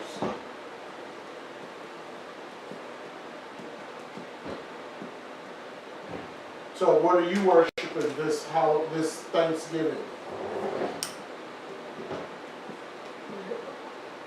Really? First of all, Bohemian Grove. Child sacrifices occur on Thanksgiving and December 25th. Start following the holidays and you're in covenant with all that is wrong with that holiday. Even to the slightest thing that you do on that day towards the holiday, you're in covenant with it. So you're in covenant with child sacrifices if you do anything on that holiday. What about? What else? What God is being worshipped on Thanksgiving? Piety, pagan, agricultural, Wiccan gods. Yeah. So you do anything on that holiday, you're worshiping those pagan gods. I don't care if you're, well, I'm just sitting down with a turkey sandwich. No. Roman Catholics, they recognized it in 1880 for agriculture. Demeter, the Greek god, Ceres, the Roman god.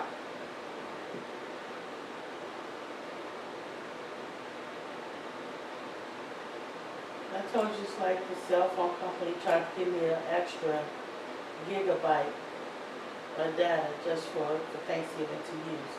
That would have been coming into covenant with those, that wicked God, wouldn't it? Right. Bohemian Grove, Yeah. the child sacrifices, the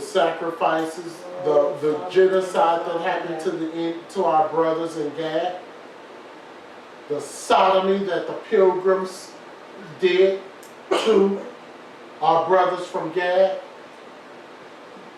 You do anything on these holidays and you're in covenant with everything that is pagan about it. Your Father is not pleased. American slavery. This is the one day, Thanksgiving, where the master would serve the slaves. Oh, yeah. Satan plays on our emotions, and so did the master. One day, Massa Boss come run down her, and he served us some good old diddles. Every day is promoted around holidays. Suicide is the #1 cause of death from November 1st until January. People kill themselves over these wild and wicked holidays. Here you go. That's how the Pilgrims really look. See that head? That's one of our brothers from Gad.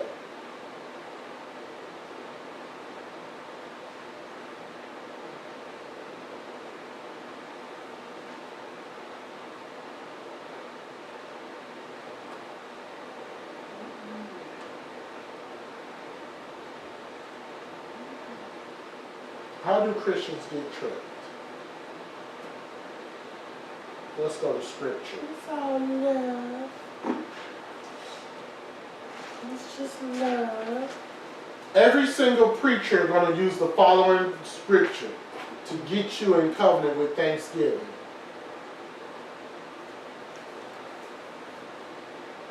1 Timothy chapter 4, verse 4 and 5. For every creature of the Most High is good, and nothing to be refused. So right there, they're talking about, right there, a Christian pastor will sit there and tell you, it's in the Bible. Every creature of the Most High is good, and nothing to be refused. You can't refuse the pork, you can't refuse the swine, because the Most High said it's good. That's right. It be received with thanksgiving. Now see, if you ignorant in the scriptures, you'll sit up there and say, oh, let's go to verse 5. For it is sanctified by the word of the Most High and prayer. So you being a novice, lukewarm Christian, your pastor tells you it's in scripture that you can eat every creature and that it's good. Do you really think that the Most High is going to tell you, after he told you in Leviticus 11 not to eat swine, that it's okay to eat it? This scripture is talking about every creature that is good to eat.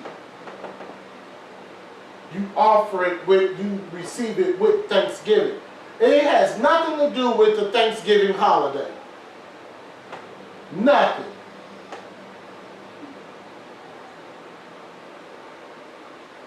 I'm going to show that in a moment. Nothing to do with the Thanksgiving holiday. This is about the food that the Most High declared that was good to eat.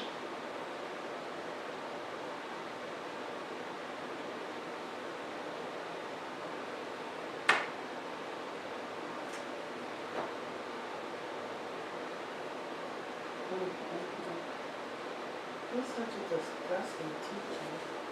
First, they say that this scripture means it's okay to eat unclean meats and say it's okay to celebrate Thanksgiving. That's what they say. But we must go into the Word to determine what is clean and what is not. That's when you go to Leviticus chapter 11. And it tells you what's clean and what's not. 1 Corinthians. I think we had the scripture earlier. 10, 19, and 20. Anything that's offered, sacrifice to idols. But I say the things that the Gentiles sacrifice, they sacrifice to devils. So you sit up there and you go to somebody's house and they offering food up to Jesus, and you sit there and you eat. You're offering sacrifice, you're eating of devils. I have a question. Yes. So we don't do this, but our family members do. And everybody is calling you still and asking you to come over. What do you do? I'm going to talk about that in a moment. And I have actually scripture to go with that. So let's go there in a moment. There is a certain way that you have to act.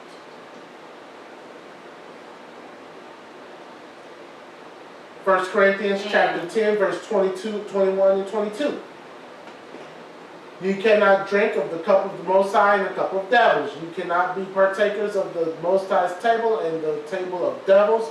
Do we provoke the Most High to jealousy? Are we stronger than He? What is that saying? That's saying that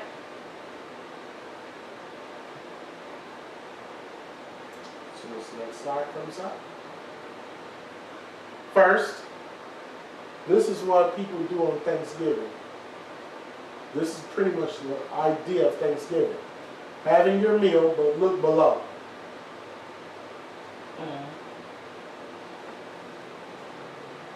Those are our brothers from Gad that was sacrificed in 1621.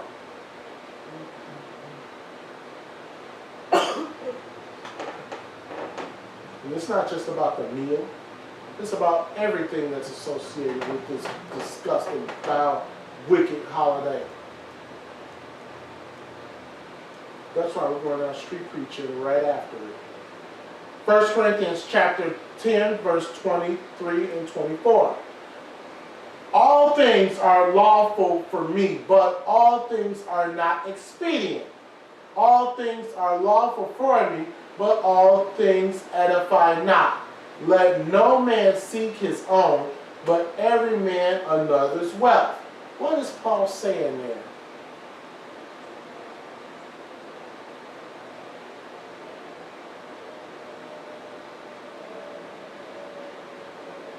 Is that somebody's stomach?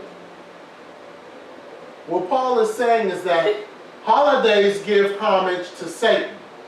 Holidays are always have feel-good stories. Charity wait on Thanksgiving Day. Church people run to the homeless front. We did it. Thanksgiving morning, we get up all bright and early, 6 o'clock, 5 o'clock, head on down to the church, while Master Pastor was standing there just everybody working, gathering, making sandwiches and bags and toiletries and all that, while Master Pastor He sure did. just stood back. Then you get down to the homeless place, and there's 5 other churches there, just passing out stuff. Charity on Thanksgiving. Worthless waste of time. Feel-good stories. Always have these feel-good stories. A man, a millionaire, comes down from his ivory tower and gives a Thanksgiving dinner to this couple who lives in squalor. News at 11. You're going to hear all kinds of feel-good stories. It's all demonic. All of it.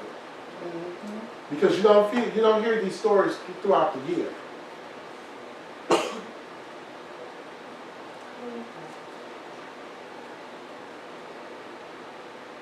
Church people really are the worst ones. But look how they was putting the food on the ground and running away.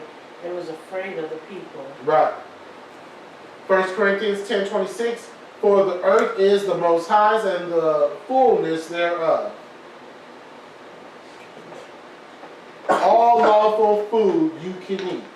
So, you're invited to go somewhere, and somebody out of the kindness of their heart is inviting you into their home. You go. But you also know what you can eat.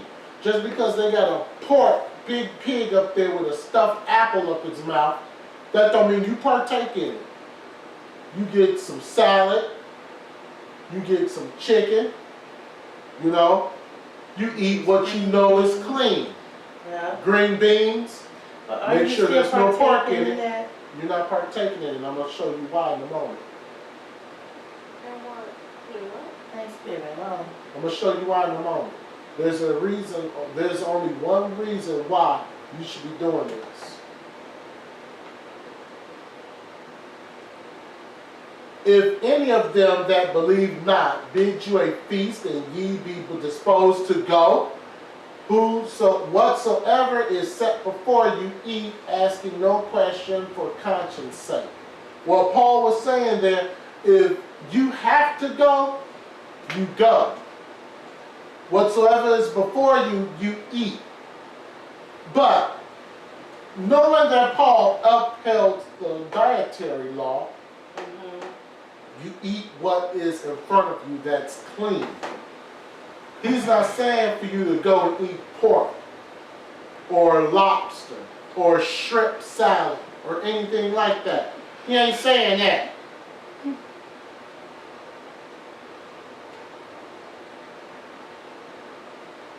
If you have to go.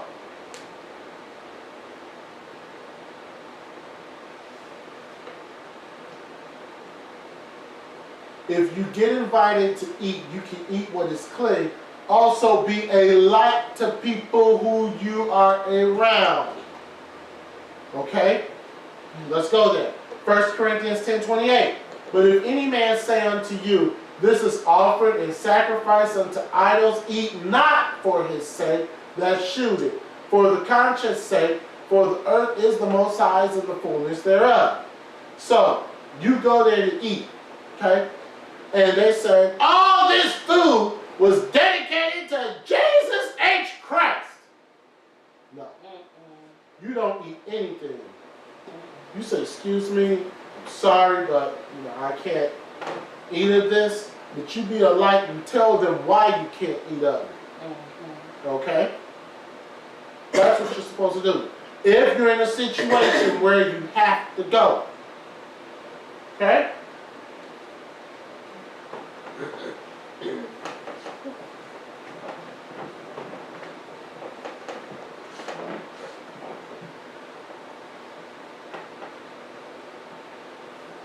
Don't eat offered food offered to God, Jesus, Yahweh, Jehovah, and any other God, because we all know that those are all the same. 1 Corinthians 10:29. Conscience, I say, not thine own, but of the other. For why is my liberty judged of another man's conscience? So what is Paul saying there? What does Paul mean by conscience, I say not? I say not thine own, but of the other. Let's go to verse 30. For if by grace be a partaker, why am I evil spoken of for that of which I give thanks? You become evil.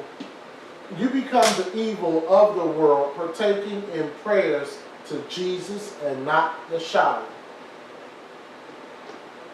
Now on the flip side,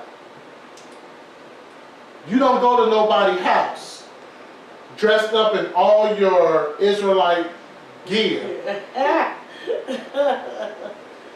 and busting in the door and they got food and stuff up there and you, this is an abomination and I'm not finna eat all this. You don't do that. You don't start taking a pig and start throwing it off the table and all that because you're insulting them. Men with your meat trees with diamonds all studded all over here with the whole Israelite garb, women with all the Israelite garb, and you got your big old head thing, your head all covered up. You go in there, why ain't you women covered your hair up? And why is this? No, you don't do all that. Because you're not being a light. You're being no more than the evil that they're doing. Okay?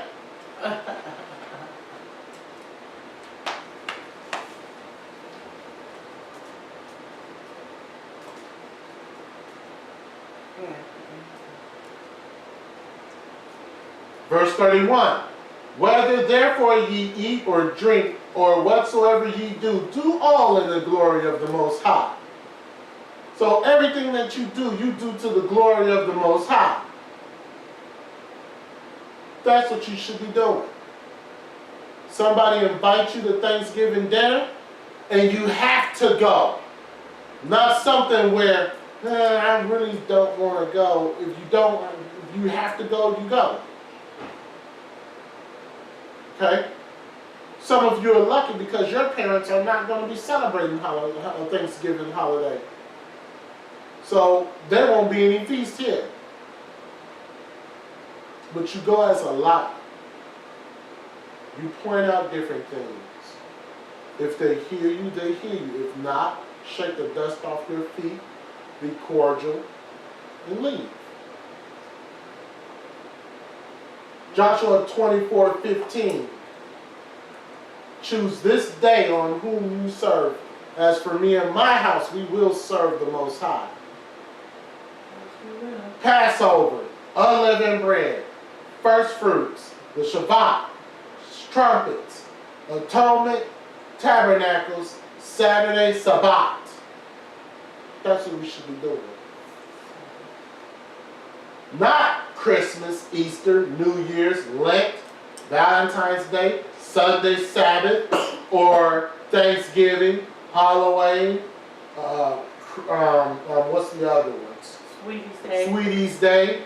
or St. Patrick's Day, birthdays, Mother's Day, Father's Day, Grandparents' Day. No, Birthday, Saturday, Sister's Day, Brother Day, Cousin Day. no, you're not supposed to. anytime to eat. The Most High gives us in Leviticus chapter 23 the holy days that we're supposed to celebrate. And even what we're supposed to be doing on those holy days. Make sure it's to the glory of Ahia on everything that you do in accordance to these holidays. Give none offense to neither the Jews nor the Gentiles nor to the church of the Most High. Don't go in there with your Mitris and don't go in there with your Israelite guard offending people. Don't go looking for a fight all dressed up. You're not to offend anybody. Verse 33. Even as I please all men in all things, not seeking my profit, but the profit of many, that they may be saved. We are to save people not by saving them, not by saying, I'm smarter than you, because I know something that you don't know. But you're to be a light to people. The light on the hill that Christ was talking about, the light that illuminates the city, that's supposed to be you. You're not supposed to be a sewer.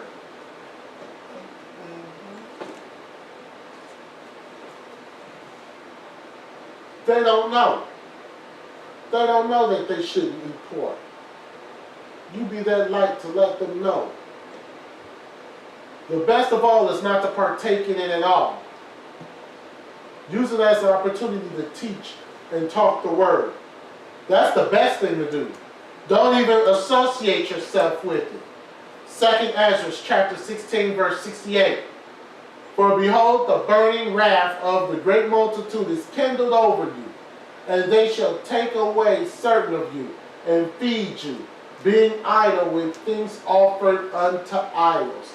If you go and you're not covered in the Most High, you're going to be swept in. Be covered.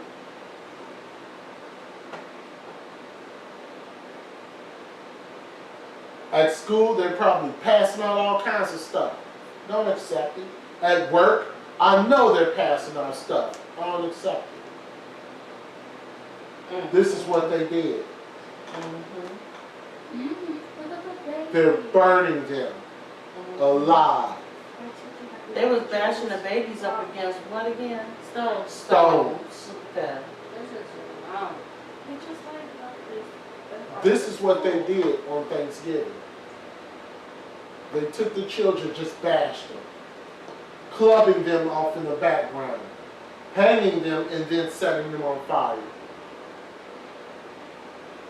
This is what they did to the children of Gad. Did you know that this was the most medal giving ceremony that they ever had in the world? Because what they did after they did it, they clapped and gave each other medals and stuff for what they did to our people. Right. They passed out medals, especially for those who killed the most. Killed the most, yeah. They gave them medals and everything. And they The was military clapping for today each other. does that same thing. Yeah.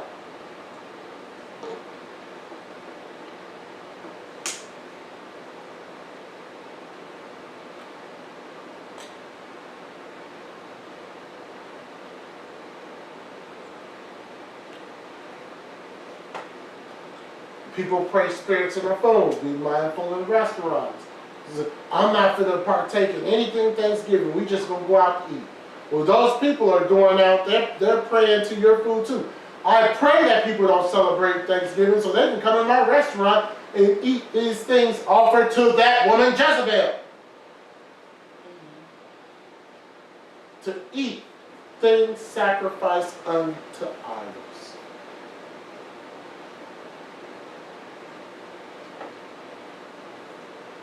Revelation 2:20.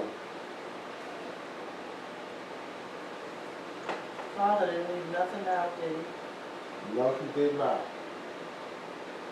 Everything is covered in the Bible, the Apocrypha, all the other references. Why are ministers not teaching the holy days? Because they are ministers of Satan. Mhm.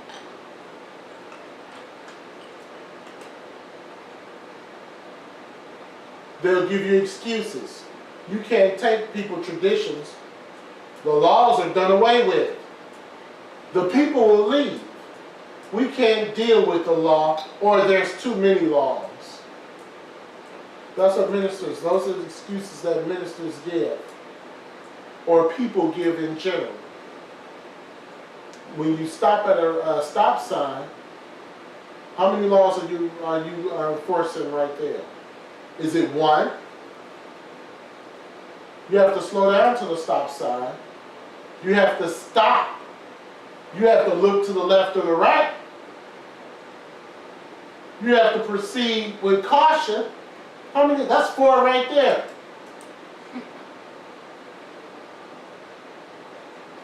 When you're driving, how many laws are you obeying when you're driving? Some people know. Leviticus chapter 23, verse 1 through 3. And the Most High spake unto Moses, saying, Speak unto the children of Israel, and say unto them concerning the feast of the Most High, which ye proclaim to be holy convocations, even these are my feasts. 6 days of work shall be done, but the 7th day is the Sabbath of rest, a holy convocation. Ye shall not do work therein. It is the Sabbath of the Most High in all your dwellings. That's for each and every holy day that he has instituted.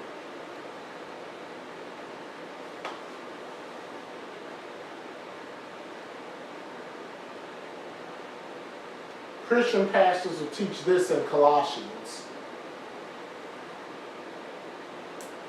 Pray it's Colossians. Yes, Colossians chapter 2, verse 16 and 17. They'll tell you this so that you can continue to come to their congregation. Don't you let nobody tell you that you can't celebrate Thanksgiving or you can't celebrate Christmas. No man can judge you in meat or drink or in respect of any holy day. First of all, they're not holy days. Or any new moon or the Sabbath day, which are a shadow of things to come, but the body Christ. But the body is of Christ. So they'll sit there and they'll tell you, you don't let nobody tell you that you can't do December 25th. You don't let nobody tell you you can't do Thanksgiving. You don't let nobody do that. I'll show you, young buck, Colossians 2:16. And a lukewarm Christian will read that and be like, I can do it. You can't judge me.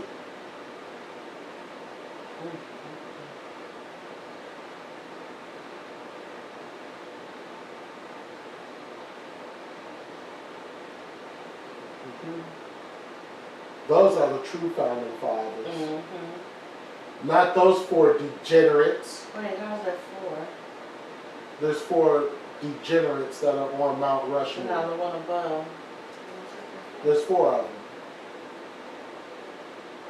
You don't see 4? Yeah, I said, how is it though? Oh no, those are the founding fathers. They were here before those 4 perverts. Mm. Who? What? Yeah, all of them. Yeah, all 4 of them. Washington, Lincoln, Theodore Roosevelt, and Thomas Jefferson. They used to have little underground things. And they were going to have sex with young girls and stuff like that. They were pedophiles. They're all perverts. Mm-hmm. Just like the presidents are today.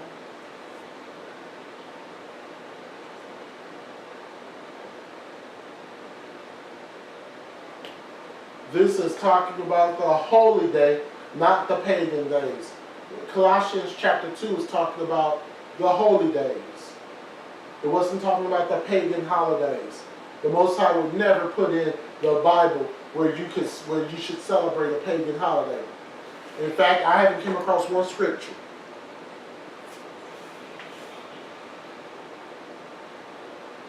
Wrapping this up, Numbers chapter 15.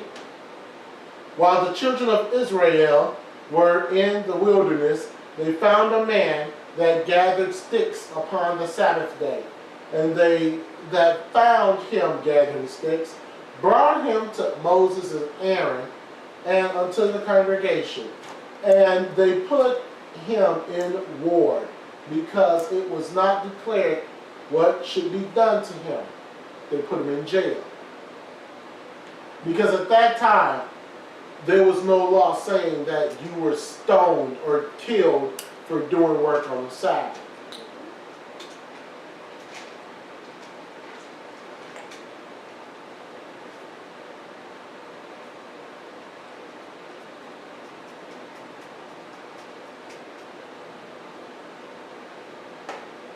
But that's how the Most High is going to judge us. Thanksgiving is evil and pagan. We must not celebrate it, period. But in Numbers, Moses asked the Most High what to do with that man, and he said to stone him. Right, He said to kill him. right. They put him in jail before then. Yeah. And then later on, he was declared to be killed. Okay? Last scripture, Colossians chapter 2, verse 8.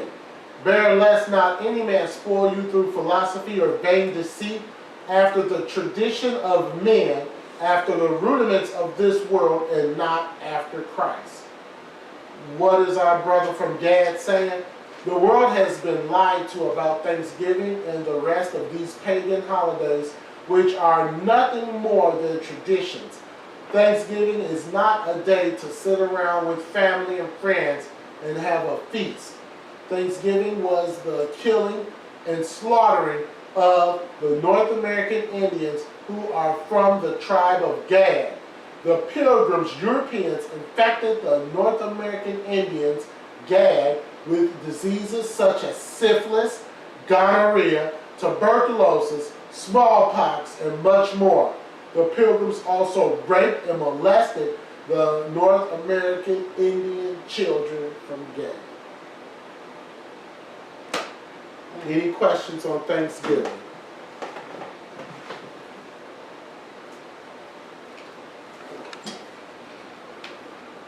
So we give Father all the glory and praise for this teaching on Gad. I pray that it ministers, it touches, and even makes you want to not do anything associated with this pagan holiday. Mm-hmm.